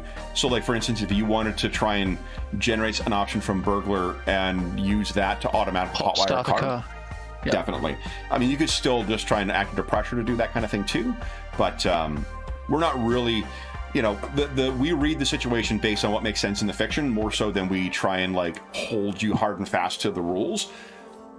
So, okay, where are we thinking of going next? Well, do you want to try and open that door to the corridor and have a quick look? Okay, so I will quietly open that door. So that's not going to require a move peek yet. So you open the door and tell us how you look outside. I'm just going to stick my head out and look left and right. You can hear the sound of those things. It's with the open door to your room, which has been burst down. You can hear the sounds of those things in somewhere within Marcus's room. There's the odd kind of screech and cry from it, but nothing else. The corridor at the far right end of it is where you can see that what remains of that person who they were feeding on. And so is that... we want to go away from our rooms, so what's in that direction? Is that the corpse? That's probably towards where the... I think there's probably a thing at the either end. I'm picturing that the person who was running away from you was probably running to the center of the hotel. They probably wouldn't be thinking because they ran past my room second, so they ran the other way. Yeah, so I think so we'll head away from the corpse and towards the other end of the corridor. Sure. So this will just be an act under pressure. Someone can help with this as well. And then I think I'll give you a +1 as well, because they seem to be, they're wholly in a different room from you. So who wants to help? Who wants to act under pressure? I assume you're better at it, but I don't know. Yeah, I'm a 2. I guess that's a more agency thing. So I'll try and help then. Oh, you could also make a burglar check. This is a new scene. Okay. So I'll do that first. Let me try that then. So that is roll coolness. Yeah. Okay. So you get one option, but a problem arises. So you bank your option. Remember, you can take advantage of that, but I'll tell you what happens. As you're poking your head out, you hear a door closer to the corridor open up, and you're able to pull yourself back in time to see someone else sticks their head out into the corridor and kind of does a quick look.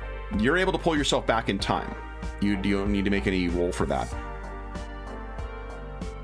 But it looks like they are probably...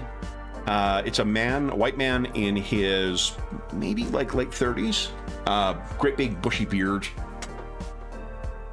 but sounds like there is someone else. He did not look like one of these things.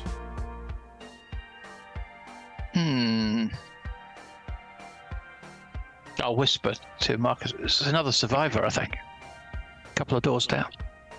He's going to give us away. He's going to ruin it. No, we maybe need to help him as well. Let's go. He's in our direction. Let's try and get him to come with us. It's every man for himself. Leave him. What are you doing?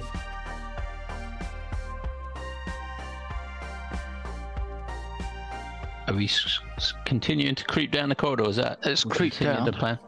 What happens to that door? Is he the way we're going? Is he? Yeah. Yeah. Yeah. Okay.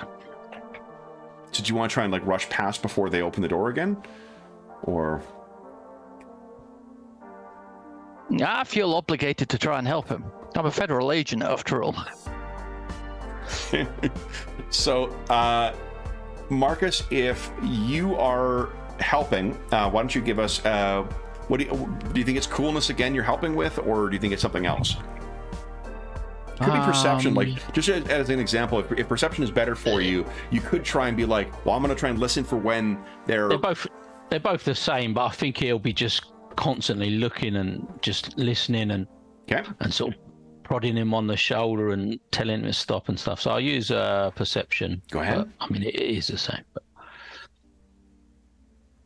Oh. So I'll just go to that door. Nice. Oh, good one. +2. So let's just act under pressure and we'll see. I might get some moves that might be able to move. If you're free and clear, you're going to be able to get there before anything else happens. So you will be acting under pressure, Agent Anderson, with +3 total.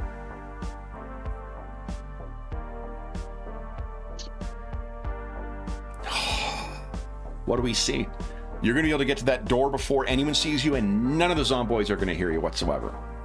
I'm going to get to that door and just tap on the door. It's federal agent, open the door. I've got to get out of here. You can hear in there's a woman's voice that says, it's one of them. And someone else says, they don't talk. What do you know about them doing it? And you can hear someone come to the door. And, you know, Marcus, you've run out after this time too. And Agent Anderson is there. Your eyes are trained back on that door. And all you can hear is spilling out into the corridor. I think it's going to take a little bit of influencing to get this door open. So who would like to make an influence other move? Influence other. Well, again, that's not my speciality. Well, I'm going to say, look, I'm a federal agent. This is your one chance to get out with us. Okay. Let's move. Go ahead and give us an influence other.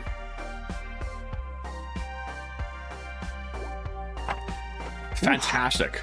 So you I think, Marcus, have maybe heard Agent Anderson's cop tone before. You can hear the sliding of the lock, and it opens up, and what you see is a man and two women inside there, all around the same age.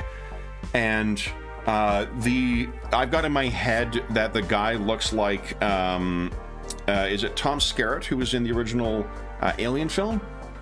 Mm-hmm. Yeah, it's him in that film at that time with that big beard of his, and he looks up at you and says, Shh. My brother made a run for it. We have to go now. And someone in the back says, but what about Kyle? And this guy kind of looks up at you, pleading, like, what's happening to my brother? If we see him, we'll bring him. But otherwise, we've got to go. Okay. Marcus, what are you doing during this? I'm already starting to creep down the corridor. Okay, so it's not who's the fastest, it's who's the slowest in this situation. And Marcus is going to be at the front. So then, if you open the door, are you picturing like you're going to lead these people along, you think, Agent Anderson, or are you going to just trust that they're going to follow you? I don't trust they're going to follow me at all. They sound like clowns, but I'll just wave them forward and say, follow me. Okay. So the guy as Marcus says, you got to put yourself in their shoes. Yeah. And then at least you're in front of them and wearing their shoes. So the two of them make their way out from, two of them, you see the man and one of the women, he takes her hand and the two of them walk out and they start rushing towards where Marcus is. The last woman walks out and she looks down the hall, and you can tell from the expression on her face that she recognizes the corpse that you saw being torn up, and she's about to fucking scream. What would you like to do? So I'm going to jump forward and cover her mouth. Okay. Stop. Would you act under pressure for us then, please? Okay.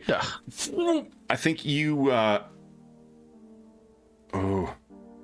Okay, I think this is going to trigger... you guys have succeeded on being silent right now. What happens is you have to shut her up. You do stop her from crying, but as you do, she hits the door, and the door to the room kind of hits. Now, can I use my burglar edge? Yeah, you got one left over. Which is to avoid being discovered. Yeah. So maybe like she knocks the door, and you can see the door's about to slam.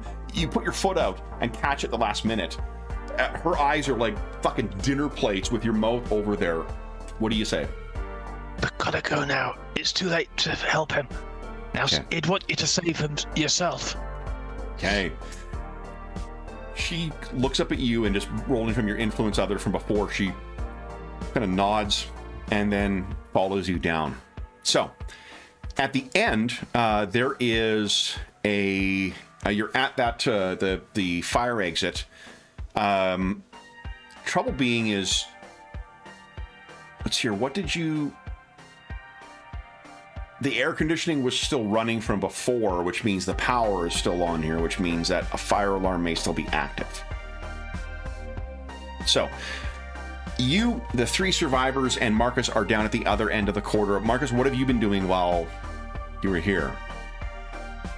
I probably got to the end of the room, at the end of the corridor, sorry. Yeah. A little bit before, and again, he'd be just frantically, like, scrolling through his tablet and sort of occasionally looking up just to check there's nothing coming down the corridor. Is there any did you have 1 or 2 questions from your occult lore before? I think I only got 1 because I didn't roll high enough. Yeah. Okay. So is anything that Marcus wants to do, or are you waiting to I mean, can I try and access any more information from it, or is that a one-time deal? Unless you've got it, like, unless you think there's more information that would help you in the immediate scene I from don't know that. if it would, to be honest. Yeah. Yeah.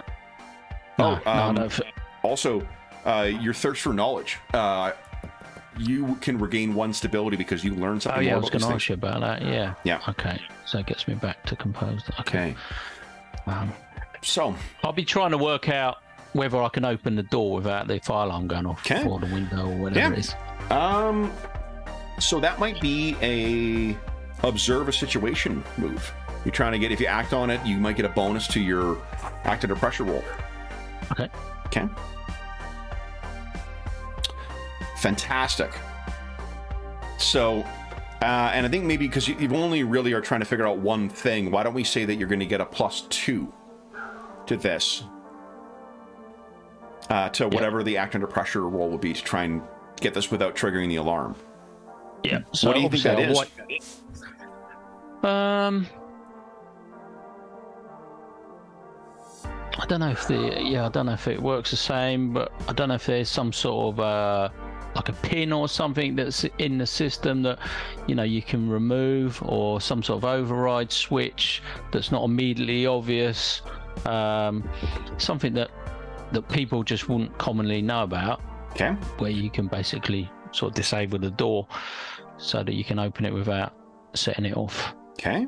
And I'll obviously wait till everyone's got to the end of the corridor so that if it does go off, at least we're close to the door. Okay. So is it a 2, did you say? A 2, yeah. And if you're going to be the one to try and open it, you go right ahead and give us act under pressure with a +2. I think he'd be just so nervous and waiting, he'd just do it as soon as they got there. Okay. Ooh. Okay.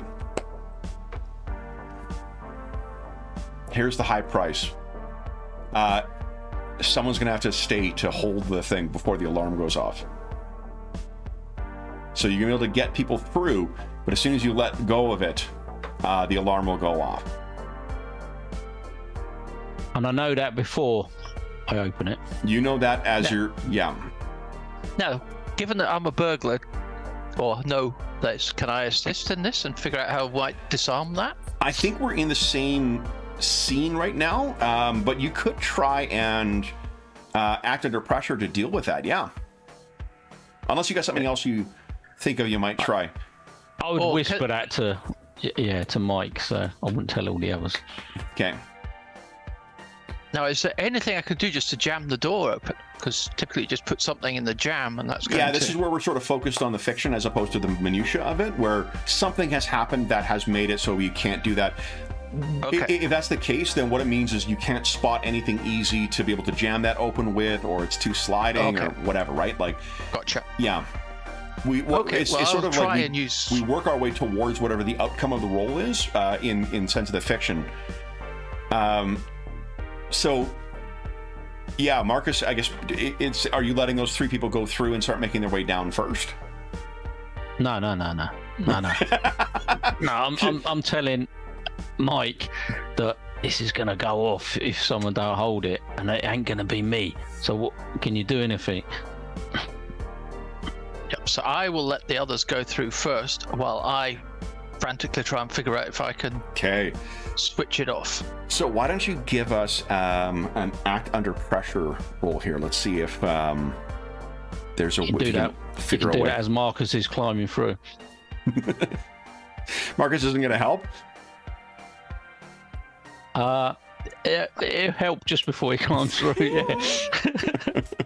Okay, I'll let the others get through first, and then I'm going to try and just before I'll either let it go and the alarm will go, or I will, or I'll succeed and it won't. Yeah. So if you see what I mean. Yeah.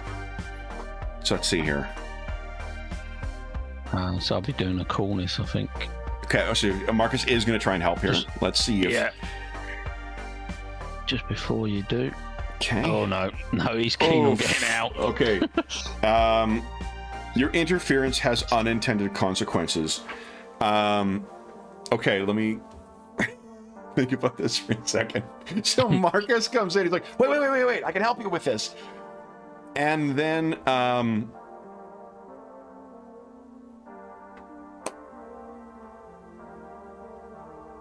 so what he does, where do you think your dagger is? The dagger is stored right now, Marcus, or Agent Anderson? That'll be in my belt. Okay. So he's like, look, we can just cut something away. And as he grabs it, he pulls it out, and you're like, wait, no, that's not a, and you catch it, it falls out of his hand, and you hear, so you can, this is obviously a harm that's happening. You can try and, avoid harm, but it's going to fall out of his hand and tumble down the stairs to the... I'm going to try and grab it while he's... Go ahead and give us an avoid harm check first here.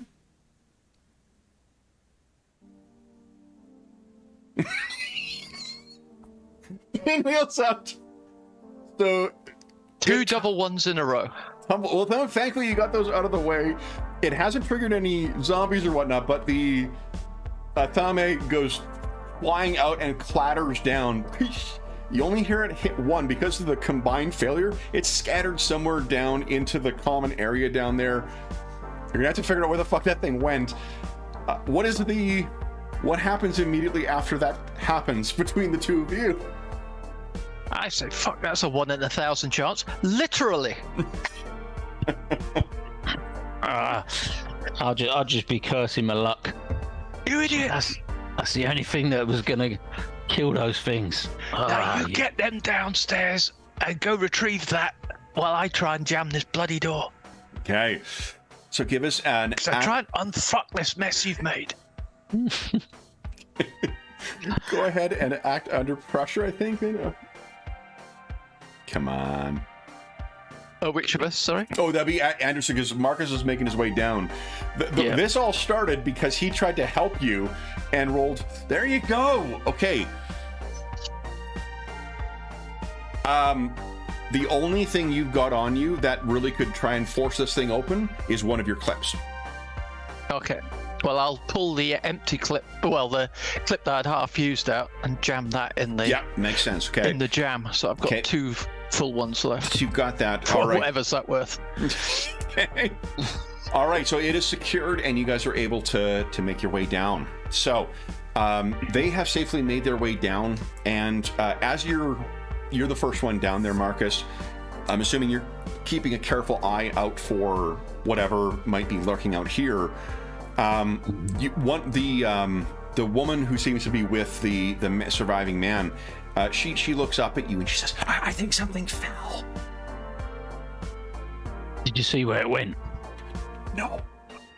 We hid. Oh, we need to find that. The man says, what is it important? It's a weapon. We need a weapon in case one of these things finds us. Okay. Agent Anderson, shortly thereafter, you're going to come down and join everyone as well. What would you guys like to do? Or what happens next? I want to quickly search around on the ground. Okay. At the bottom there. So, let me think here. So you could there's two ways you could approach this. You could try and observe a situation to try and get that bonus and then go looking for it, or just act under pressure, I think. I guess one other thing you could do, this is magical. You could try and see through the illusion, Marcus. That's a soul roll. Oh, I'll give that a go. Okay. Yeah, I'll sort of just temporarily sort of close my eyes and sort of just try and get a sense of where it was. Okay. So as you focus your oh gall, dang, I thought the 11 was what you rolled an 8. Yeah. Okay. So what you can see,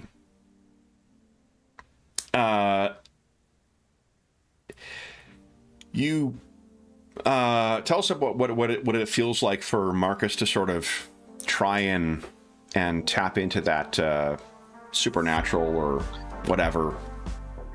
Yeah, he sort of closes his eyes and he sort of goes to a place where it's just full of darkness and sort of shadows. And normally he would have a lot more time to do this, and he wouldn't have any problems.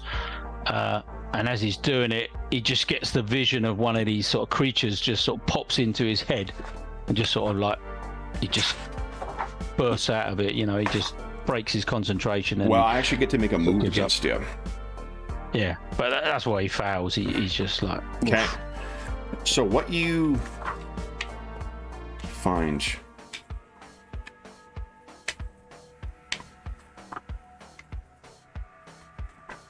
All right. As you focus your attention, what you can see is that you can feel the dagger. You can feel it. It almost gives off. It's not a heat, but it's something similar in the sense that it can be comforting, but too much of it can be very off-putting. And you can get a sense of where this thing is. Unfortunately, you hear the sound of wings above you, and you sparrow look up, and what is above you circling is something that probably was a woman at some point, but has wasted away to be almost corpse-like, with flesh that has flies buzzing in it, things squirming within the desiccated flesh, and from its back, 2 sets of moldering and desiccated wings, black in color, but with a gauzy film on it, almost as if, centuries of dust had accumulated on them. And when this thing looks down towards you, what you can see is that in place of its head, there is nothing but set or rows and rows and rows of teeth, human teeth. And as it sees you, that mouth opens up, teeth impossibly rowing up behind it and taking up its entire head, and it cries at you. You are going to suffer 4 stability loss here, but you can try and keep it together. I should try and keep it together. Okay. Or not. Nice. So, Marcus, oh, yeah, I did. What do you think happens as you fall back out of this and then come back to the beautiful, blue tropical skies above you? It's just he's always known there's stuff like this out there. He's always, he's dreaded the day of meeting such things, but he knows that they're out there, and it's almost like he's going back to his training almost, but he's not had any training, but his research. Is he suffering any stability loss right now? Or did he lose anything from that? Because no, you completely succeeded. He kept it. No, he recovered it. Okay. So your thirst for knowledge. So am I right in thinking maybe as he staggers back, there's like a giggle? It's more like he's sort of smug. I was right. This shit is real. All those people that doubted me. Even though it's like the apocalypse and everyone's probably going to die, but I was right though. Okay. Yeah. The definition of a Pyrrhic victory here. So Marcus, that something has been haunting something is also present, but you're looking up in the clear sky. They're not present in this world. What happens next? Agent Anderson, this is maybe when you join everyone back down on the main on the ground level. Okay.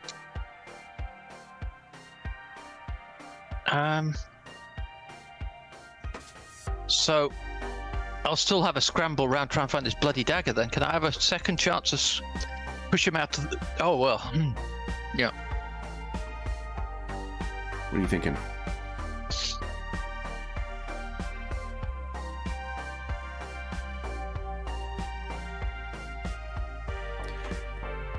So, can I reach where it should have fallen?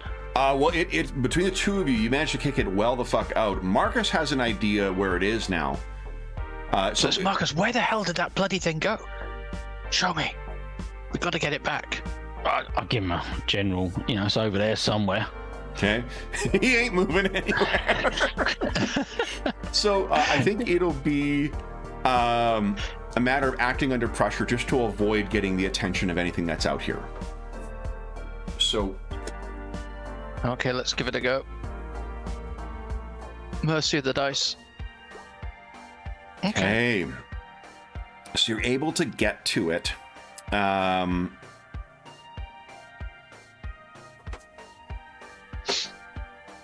We've had enough difficult choices, so I think what we'll do, and we've had enough high prices, I think as you get over to this thing, let me see here.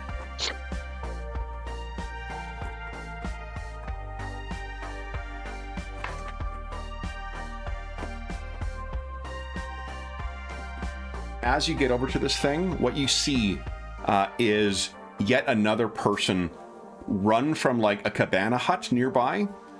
They kind of poke their head out and they and go racing across the pool deck, and they seem to be heading towards the hotel itself. So you can do nothing, just let them go. I think there'll be 1 point of stability loss there, but you can still try and keep it together, or you can try and do something. I'll say to Marcus, grab that bloody dagger, and then I'll run off to try and head off this guy. Okay. So I think to shake it up here, Marcus, you can be able to collect the dagger. Are you just racing over and trying to grab this person, or are you trying to convince them, or what are you thinking? Or you just want to see what they do? Yeah, I'll try and catch their attention. Can I do it without shouting? Can I just Yeah, run I think, out and wave at them and then just say, come here, come here? Yeah. I'll just gesture over. Influence other check. Let's see if they listen to you. I'm more interested in whether... Well, I'm going to put it in your hands. You can act under pressure to just communicate to them and get them to get your attention, or you can influence other to guarantee that they're going to listen to you. I'm going to try and...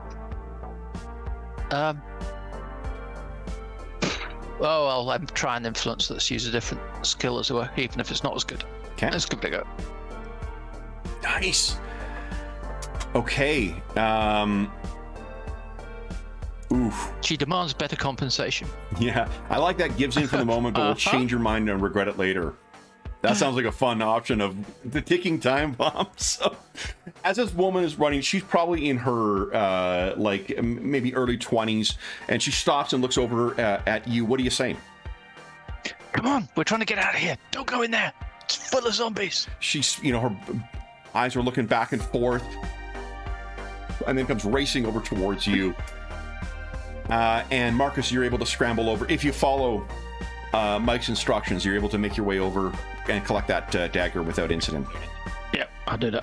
Okay.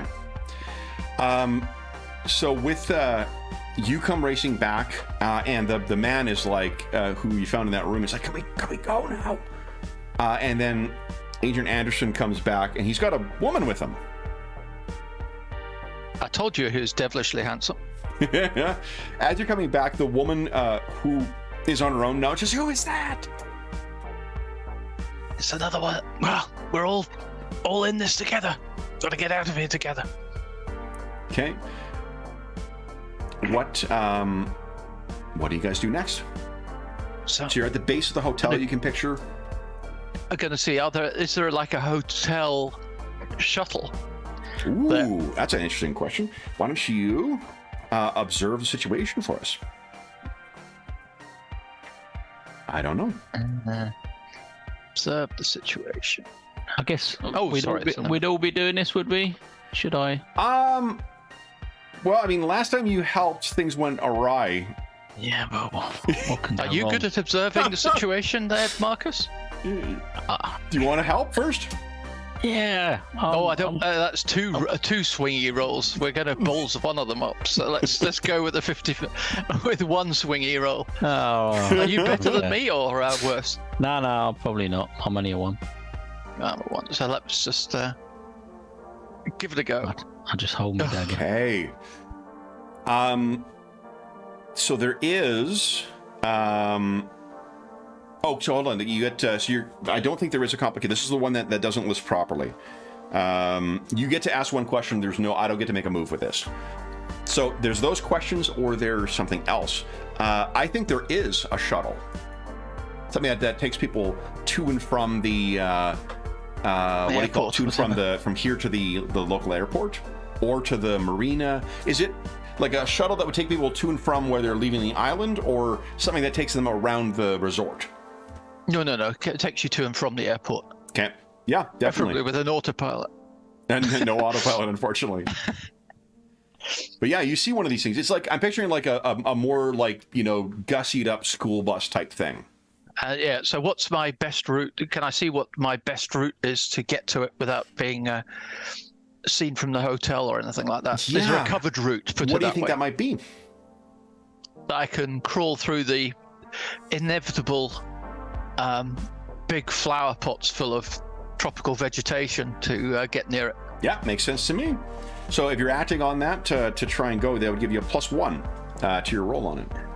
So then I'll try and lead the whole lot to get in the damn van. Okay. So let me think here. I think to get to there is probably going to be, I mean, you could roll, this is a new scene now. So you, I think you can roll burglar once again if you'd like to. The only downside of these things, of course, is that there is a chance of me being able to make a move with any of them. But it'll be so that would be an automatic chance to get there without being spotted, or you can act under pressure. There's also a matter of keeping these people under control, which is probably an influence other to avoid them panicking or doing anything foolish. Are you good at that, Marcus? Calming real people person. Okay, well, let's try the burglar thing, because that's never worked so far, so let's give it another go. So I'll be coolness, please. Nice! So you have 3 options that you can spend. Silently open a locked door, neutralize an alarm, bust a lock. Well, that would have been helpful before, hey? Neutralize an alarm. So I'm going to lead everyone through and then make sure that we don't use one of them to avoid being discovered. Okay, that would be for you, I think. I'll let you spend, if you want to spend all 3, everybody can get over to there without getting discovered.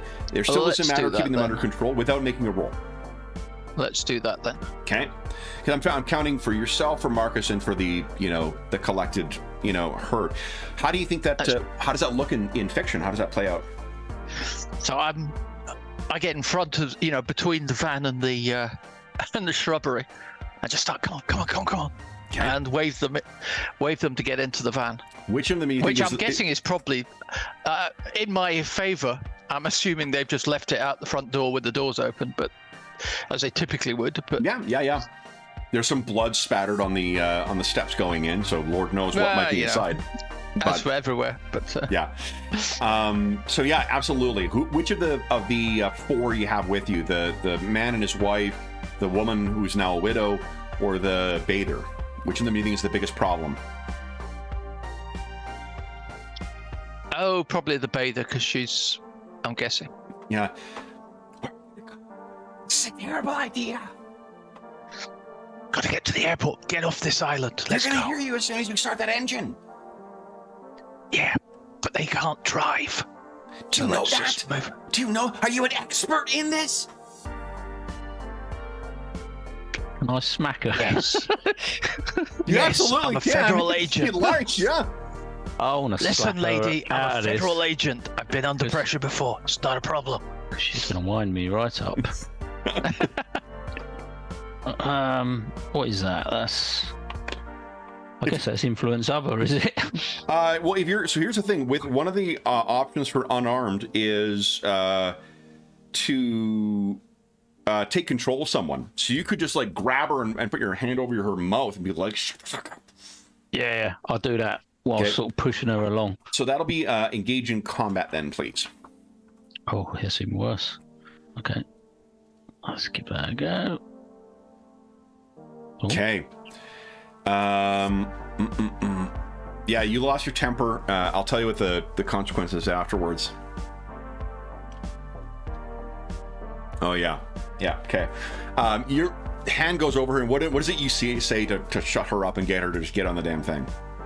I just say, just move your tush, get on that bus, or else we're all going to be dead.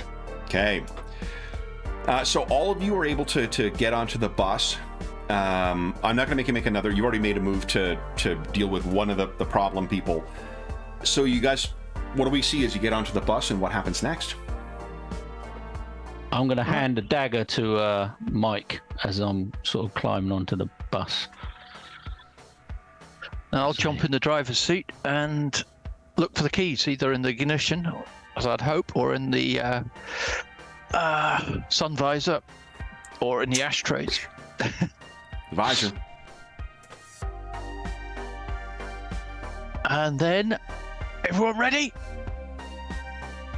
And then let's hit the ignition. Okay. In the film version, we'd see zombies all over the thing.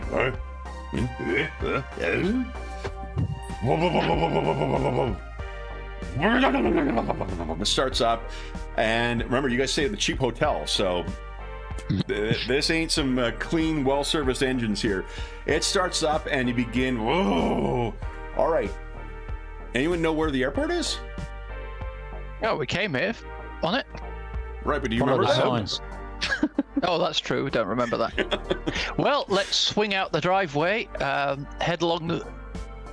Okay. And try and find the main road, and hopefully spot a sign to the airport. Back this thing up, and that's when you can start seeing, some of these things are running from elsewhere in wherever they've been lurking. You're not going to have to make a move to try and get this thing moving once again, but what at the back, Miss Sulky Sulk is gonna look up at you guys. She throws the back door open, and you would hear this, Marcus, and she's about to hop out the back. No, it's okay. Oh, you're driving, so you really can't do much unless you want to hit the brakes. But Marcus, do you do anything as she's doing this? Yeah, I'm heading to the back of the bus. Okay. So if you want to try, I think it's probably acting under pressure if you want to try and grab her. Or engaging in combat, whatever. No, Marcus is just going to try and close the doors behind her. Or just shove her out. That was his main focus, on making sure the door was shut. Yeah. Whether she's in or out, that's up to her. Okay, so closing the door is not a problem, but what is a problem is that as she, what you see is as she looks back at you, she's racing away in one kind of direction, and there's going to be some zombies that go after her. But what she has done, seemingly when you were trying to get her... Well, let me think here.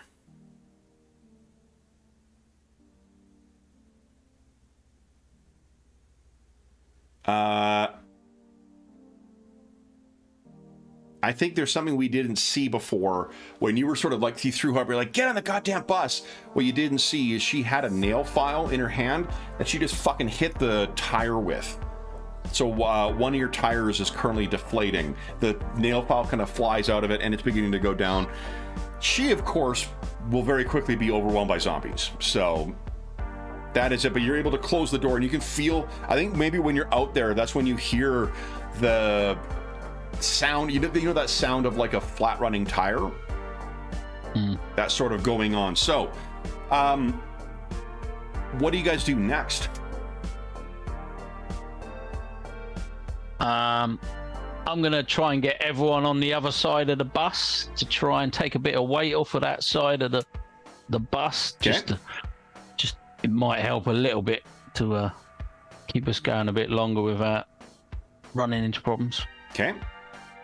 So everyone moves at a far side. There's probably, as a resort town, there's probably plenty of signs that lead you towards, towards the airport. I guess one quick question: anyone know how to fly?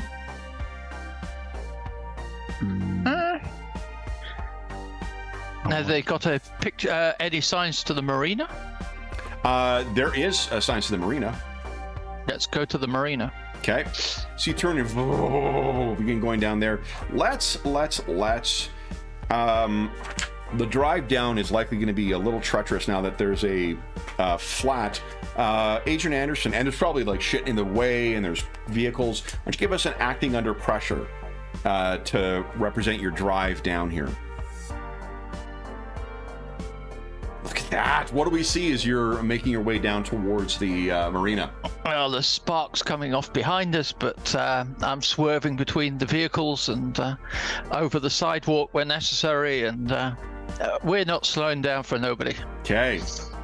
So as you get down to the marina, you can... Marcus, what are you doing during this time? Anything we see you doing? I'm quizzing everybody. As in, are they going to be useful when we get to this marina? Does anyone own a boat? Anyone know how to... Yeah, the guy does. So, right, and I'll be quizzing him for the information. So if he gets it, I'll know how to start the boat and whatever. Why don't you? The guy's the captain of a freighter. I happen to know. See who he looks like. Exactly. Would you give us? I think. It's probably investigate. Okay. I think that's because it sounds like it's more of a rational. Look at that. You know precisely how to troubleshoot. If there's if with a flooded engine, how to get it dealt with. You know how to how many times you need to prime it. Whatever issues there are with. I've never been in a speedboat, so I have no fucking idea how they operate. But any of the issues that you've had, you know precisely how to deal with them now. That's good. As you guys roll up to the marina, there is going to, of course, be some things that are there. What kind of vehicle do you think you're taking? Is it kind of like a banana boat tour type thing? Are you trying to keep an eye out for like a couple of jet skis? Is it a like trying to keep an eye out for? I imagine there's probably not a lot of cigar boats here, but maybe there is. No, would there be your typical sort of small yacht thing? Power boat. Yeah, like fishing. What are the things that exactly. you like see a fishing, people taking them out for fishing? Like the orca from Jaws. Yeah, exactly. Yep, definitely Open something like that here. Big things. Yep. So they're pretty easy to control, I should think. Okay. So then the issue is making the way to there. How are you guys thinking of making your way through the lurking zombies? Well, literally straight through them and towards the pier, as it were, that we can see the fishing boats are on. So over them, as it were. Okay. So then I'm not worried about the paintwork. Yeah. So that's probably, if you're trying to drive out like onto the dock with it, why don't you give us an act under pressure move? It probably will reflect the risk of control. Oh, okay. It's not too bad. So what do you think you see as you drive out to the to reach this boat?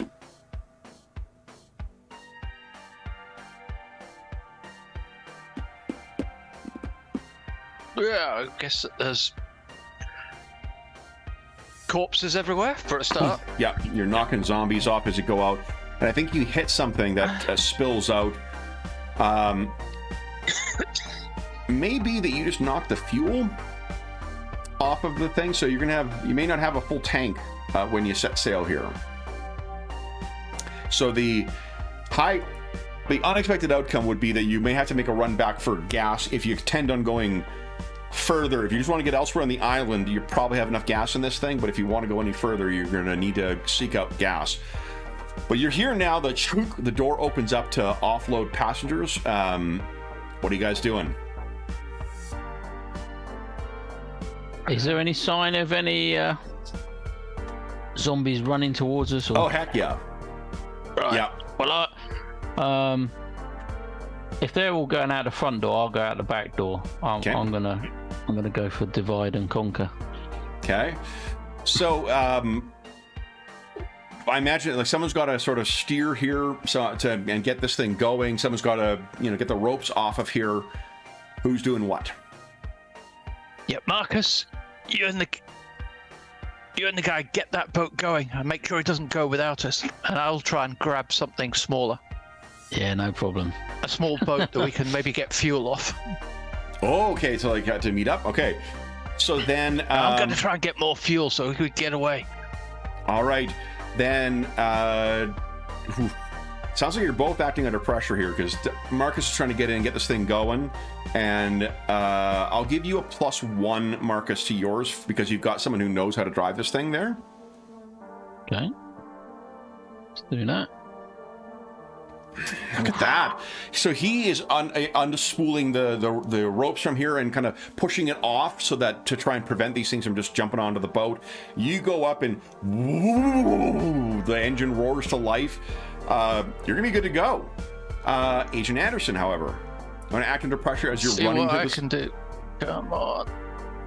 Oh my god! Ooh, so these he things shoots. He scores. Yeah, you're like maybe knocking shit on the ground. So some of these zombies that are coming after you, are falling down. You get into this boat and wow, you roar it to life. Let's do one more act under pressure for you to get this thing going, because you're having to do both at the same time of getting the ropes off and getting it going.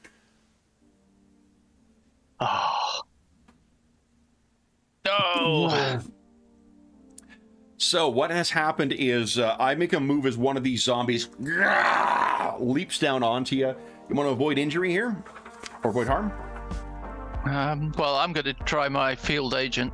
Oh, yes, thing, excellent. so. Yeah. Good call on that. Okay, so that means there's no complications that come from it. It just means you've got 2 edges. Do you want to spend any of those before I take my move? Well, if he's jumping onto my boat, is he a ranged attack? Yeah, I'd buy that. Yeah, absolutely. So I will gun the engine just as he tries to jump on me. Okay, so falls down into the back of this boat. And then you sort of start pulling this up. So there's one of these things in here. And then I'll use the boat hook to... Well, no, I'll use the boat hook that's presumably on it and use an improvised weapon to a lethal close combat attack. Go ahead and give us an engage in combat. Okay, let me... what have I done wrong? Oh, did you roll it ahead of time? You rolled...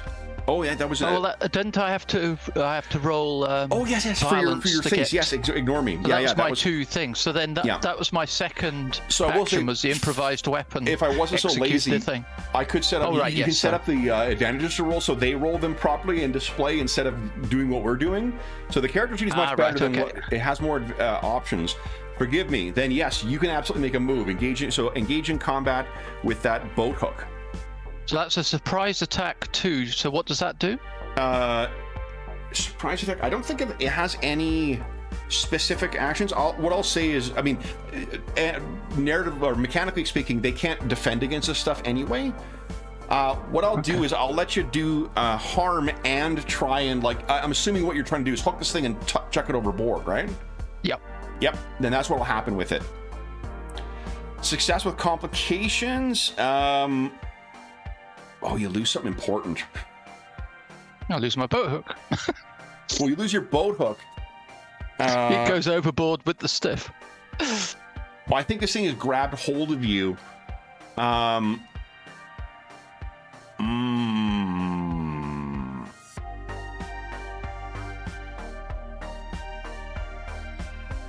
Let's make it... I don't want you to lose the dagger again. We've already done that. Although that sets up you guys reaching wherever you're reaching it pretty interestingly. Instead, let's say there's a scratch that runs across you that might be infected. You managed to... but you can't avoid harm on this. Okay, so let's try and avoid harm. Come on. Ugh. Oof. Okay, so once we're getting that thing, let's have you endure injury at -1. The harm will be -1, so it'll just be endure injury at -1. Oh. So what do you, this is your choice. This will be how we're ending our scene. I guess the guys, Marcus is trying to move his around. You've got your boat rolling out to shore. Are you knocked out? You've already suffered a critical wound, so you can't suffer that. Yeah, so I'm knocked out, I guess. So maybe, yeah, you, as it pulled you over, you stumble, and fall and hit your head. How do you guys want to end this session? Come on, rescue me, you bugger. Is the zombie still on the boat? No, he's succeeded in chucking the thing over. It's just that he lost his footing, fell and clarked his head. Okay, so he got away from the dock, so the boat started to set off. So I'll spin the boat around, and I think we'll just come up by the side of it, as long as the zombies can't get to us easily, and we'll just get a couple of the people to just drag him onto the boat, and then just... So I think one of them says, speed away. He's dead, he's gonna come back.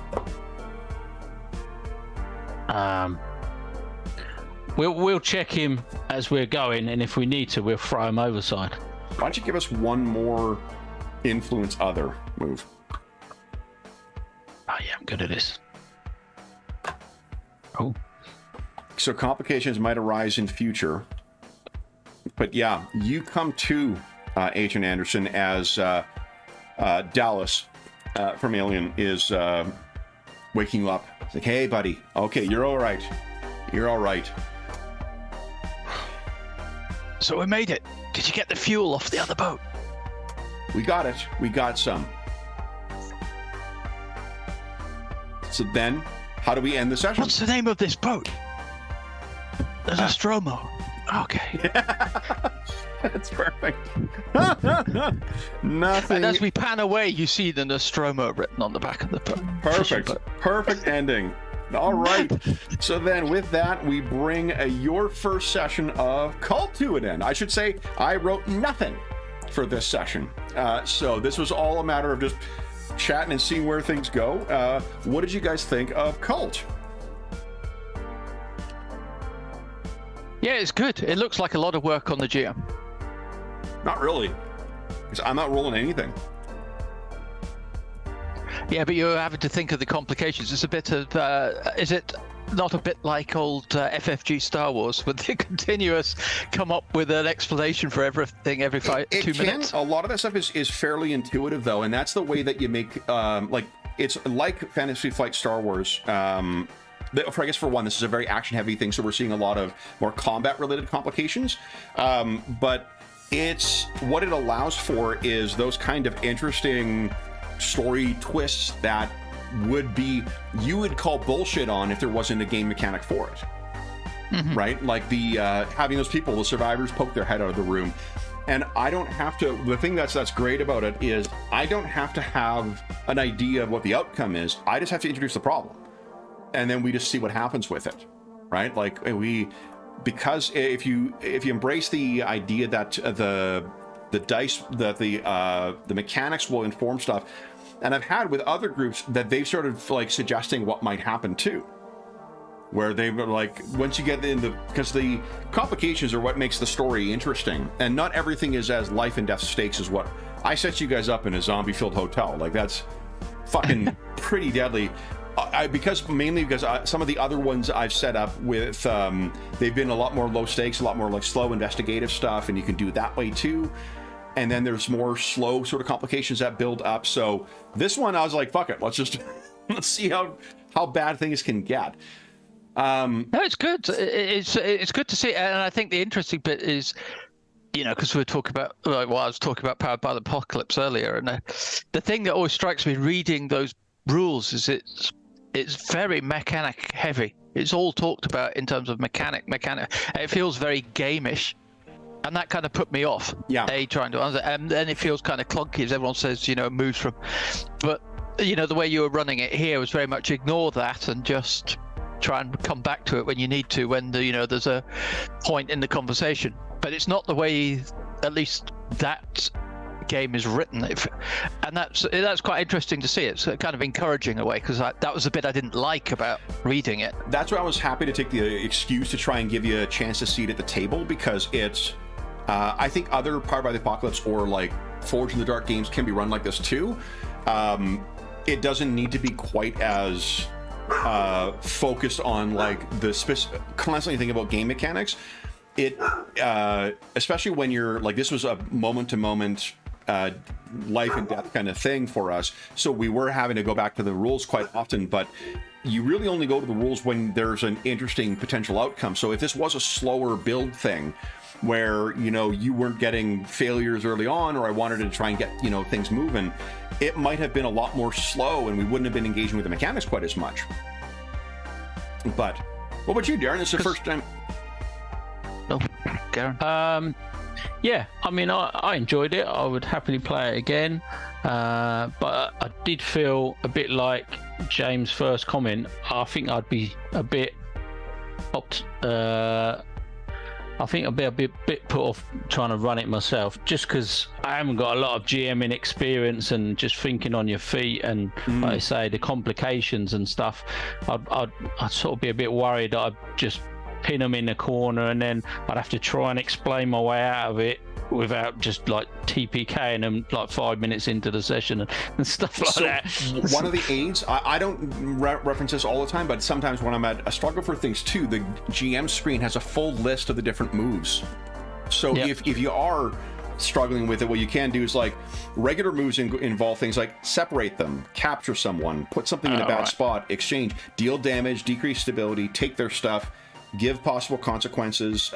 So you can always take time and be like, okay, hold on, let me think of what that means, and then propose what's going to happen. And then the players have a chance, if they want, to try and resist, or if it's a hard move, you can just be like, this happens, now what do you do? Yeah. So it is like, it definitely is more of a conversation, but part of that is also the willing, like with players, it's there's less, at least from my experience with it, there's less of a demarcation between the ownership of the narrative between the DM and the players, or the cult master, or whatever you want to call it, and the players. So players can like, some players will start suggesting shit of being like, oh fuck, I think I dropped my whatever or whatever. So you don't, when you realize the sort of that the bad stuff is part of the fun of the play experience, then players are more willing to embrace shitty stuff happening and suggesting shitty stuff. So it's not as much of a Yeah, I think I'd be keen in getting involved in that more. But online, you've got your time constraints. You know, you got to start, middle, and end. Sort of, you're trying to squish it in. I think in person, where you got a bit more, a bit more time and a bit more thinking time and stuff, you're not on the spot quite as much. I think, I'd probably be more comfortable with, getting involved in that. But I like coming up with stuff. So I would like to, throw the obstacles out there, and that. I think that would be quite fun. Because I don't feel, and this is probably wrong, but I don't feel a campaign sort of feel to it. I do feel it's, more. Well, that's because you haven't seen the dramatic hooks yet. You haven't seen how XP works in it. There are. Oh no. Yeah. But it just suits that. To me, from a one experience, it suits a sort of, one and done. You can have your fun, and you ain't worrying about your characters too much, so you can let it fly a bit more, and you can throw the complications in.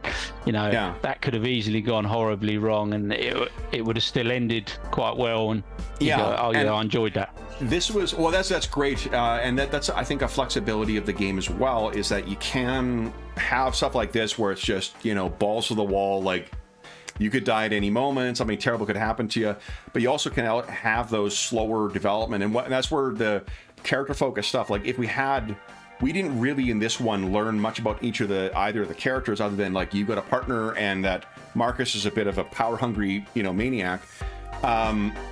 What we might do, if we learned more about the session or the characters, or if you had given consideration before, you would have had those dramatic hooks, and that would have prompted you what to happen in it. So, like for Marcus, having played, have been in his shoes now for 2.5 or 3 hours, if you had gone into this, what would have been dramatic hooks that you think you would have wanted to see, like things that he would have done or would have interacted with someone or whatever, and ditto for Agent Anderson. He would have definitely been out for himself, and it was like everyone else can do one as far as he's concerned. He's survival at the most, so I could see him having disadvantages and like hooks that you could play on, definitely. When there may be things like for instance, like see him learn more, or like interact with another occultist. Like this is an occultist convention. There's probably other people that were here with him. We wouldn't start every campaign with a fresh, like you don't know anything about the character. We might know that like maybe he's got a partner here, like a romantic partner that he meets up with and hooks up with at conventions, or maybe he's got a friend here, or maybe he was going to buy something from somebody. We don't know what the hell that stuff is. But then after you play through that first session, you then it's the players who prompt the next one. So it's much more character focused. Like this was strictly plot focused, action focused, but the game is designed to focus more on the individual characters and see them than this, wahoo zombie stuff. Yeah. I saw there was a dramatic hook in that on the other page. I thought his wife. I thought that would have been quite interesting. The breakup with his wife and stuff. Yeah. One session, you're not going to get a chance to do all that sort of stuff. No, and you sort of got to pick which way you want to go. I've run the slower ones. I've run like in a bad spot, then work your way out. But there wasn't the ticking clock there was with these zombies. This was an effort to see what happens when we just keep you guys on the verge of death. James, any other comments about? No, it's good. It's good. I enjoyed it. It's a different style, but I liked it. Mm-hmm. I still, I think it'd take a while to get used to and all the rest of it. Now, I agree with the comment on Discord earlier that I bet running this with more than 4 would become horrendous. You definitely Kult, I think with I think 3 players is probably optimal with it at the most, because then you are spending a lot of time with, especially if it's out like in a more relaxed, slow, like you can run everything from, you know, survival horror to kids on bikes to, you know, X-Files to whatever with this thing. There's a lot of stuff that is improvised over the course of, like, you draw connections between characters, there's a grid you have from that, and then the elements that are involved in the campaign build out from that. And then the dramatic hooks feed back into that stuff as you're exploring it, and the fiction gets filled out more. But in order to have that, you do need to spend time with the different characters. We ran this with 3 players at one point, and that was fine. But you also have to be willing to let other people have the time in the spotlight, like we do in our Paradar game, where there's just times where some people have that more that time in there. With 4 or 5, like 5 players, I just don't think you would have enough time in a session to make it satisfying for 5 people to spend that much time there. And you run into the issue as well of like, well, I'm gonna help too, and like you've picked up that like it definitely can give a benefit, but it can also cause a complication. And this is where you kind of gotta pick where you're going to be, when you're going to wanting to make the rolls, because there is the risk that the GM can make a move then, and things get more problematic or whatever. Because with the 2 dice, you've got quite a flat bell curve, right? And then if you layer 2 of them, your chance of doing something low is quite high. Yeah, and that's the way that all these games function, is that like it's not until you roll, because it's the players always making taking actions, it's not until the dice go wrong that I'm doing something to make things more challenging. So it becomes I guess the corollary of that is that it's only bad rolls from the players that seemingly trigger shitty things, but it also means that like rules is written, I can't make a hard move, which is like a zombie attacks you, or like a monster reveals itself and does something terrible to you. It's got to be a soft move, like you're hearing something moving outside the room, or you know, I'm setting up a consequence that you can still try and avoid without making the immediate avoidance. Like that's the difference between the soft moves and the hard moves. And once you get a feel for that, having run it a little bit, Darren, to answer your question, it gets a lot easier to figure out what is a fair thing. You have to have the right group as well, so people aren't feeling like you're just picking on them or whatnot. Like there's just, you guys were awesome at the bullshit that I was throwing at you, and also embracing like the idea that like, well, fuck, I can't let these people get hurt. Like it's a potential consequence, but you've chosen to embrace that and be like, no, I'm going to save these fucking people. And then we knew that the woman that you saw running along, because of that negative result, she was going to cause problems at some point. And that was something you didn't, you know, you guys didn't take any steps to try and like tie her down or prevent an inevitable bullshit. That's just one of those like genre tropes that's fun, of like the person acting against their interest who causes problems for everybody else. Right? Yeah. It's good. It worked well. And it's good to, you know, the thing I was talking about with the bell curves, but you know, you don't want to get too buried in the mechanics of the whole thing. But and that's good. That's sort of it. Like I think the thing we talked about this before we went live, and I mentioned this on some other streams, but like the advantages are the thing that I really particularly like about this game, because you can build the kind of character who's mechanically advantaged to what you want to play and what you want to see in your story. Mike is great at kind of fighting and sneaking kind of stuff, so he's good at that, you know, more action-oriented stuff. Marcus can help you figure out what the fuck is going on with things. And in an action scene, you didn't have as much opportunity to see it develop. But if we were playing more of a traditional, like, investigative type campaign, your analyst would come into play a lot more often, and your occult thing might help feed more, you know, clues in about the, you know, wider kind of, you know, occultic world or whatnot. Yeah, the Dreamer. Oh, and the Dreamer one too, which is also nicely paired with your Nightmares thing. Yeah. But and then get your Stalker come in. Shit, I completely forgot about my hold. I didn't make use of those at all. He got eaten early on, so that's okay. Yes. Awesome. But that's what I mean. I don't think it's quite enough to get it.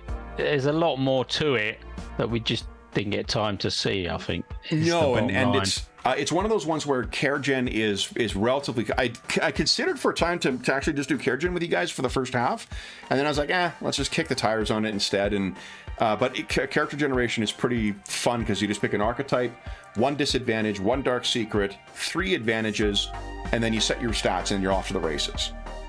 So but anyway, guys, for those listening at home, thank you so much for joining us for this another Helliday before my holiday. As is always the case, if you have any comments, questions, or concerns regarding the session, the game, or anything relating to Kult, please don't hesitate to leave a comment in the comment section down below, and I'll endeavor to reply in a timely fashion. There's also a link down below to the Dungeon Musings Discord server, where we have channels dedicated to story games. So like a Kult we talk about on one of the channels there, as well as most other games we run on the channel.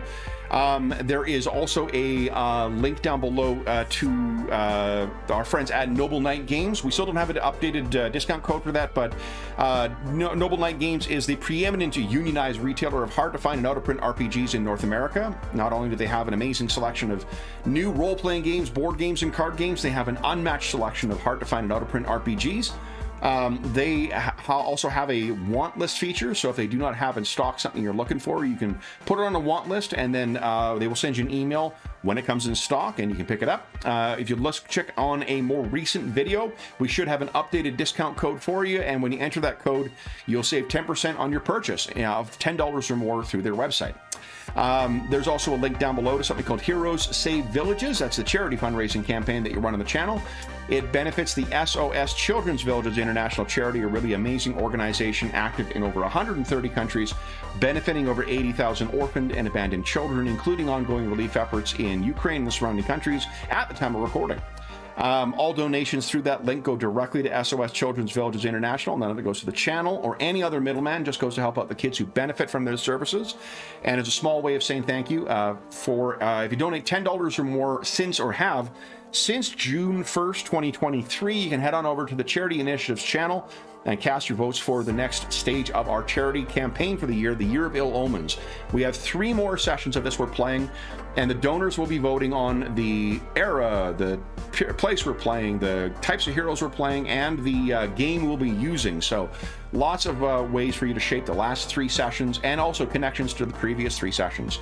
So again, all donations go directly to SOS Children's Villages International. None of it comes to the channel or any other middleman. Oh, and if you donate $25 or more, you get a chance to win the grand prize or one of the other great prizes in our next charity raffle. We still need to have the first charity raffle from the year, but we'll be having that shortly. Again, so not only do you get a chance to win some cool gaming stuff, you get a chance to help out, to vote on the second half of the charity campaign for the Year of Ill Omens. You also get a chance to help out some kids who could really use some help. The last thing I will say is a huge thank you to our stalwart cultists who joined us today for their first foray into the dark Gnostic horror that is Kult Divinity Lost. So James and Darren, thank you so much for taking the session to dabble into yet another of my favorite games. So thank you, guys. No, thank you. That's very interesting. Yeah. Good. Thank you very much. Then, for those listening at home, thank you so much for joining us. Until we see again, we hope that we gave you a few hours to take your mind off the troubles of our world and think about the troubles that our heroes encountered by simply going on vacation. Speaking of which, I will be on vacation from July 12th to July 23rd, 2023. So we won't be streaming any sessions apart from one session of our Star Wars, Savage Star Wars game on July 19th. Otherwise, we'll be back to our regular schedule when I return on July 26th is our first day back. Until then, stay safe, stay healthy, and happy gaming.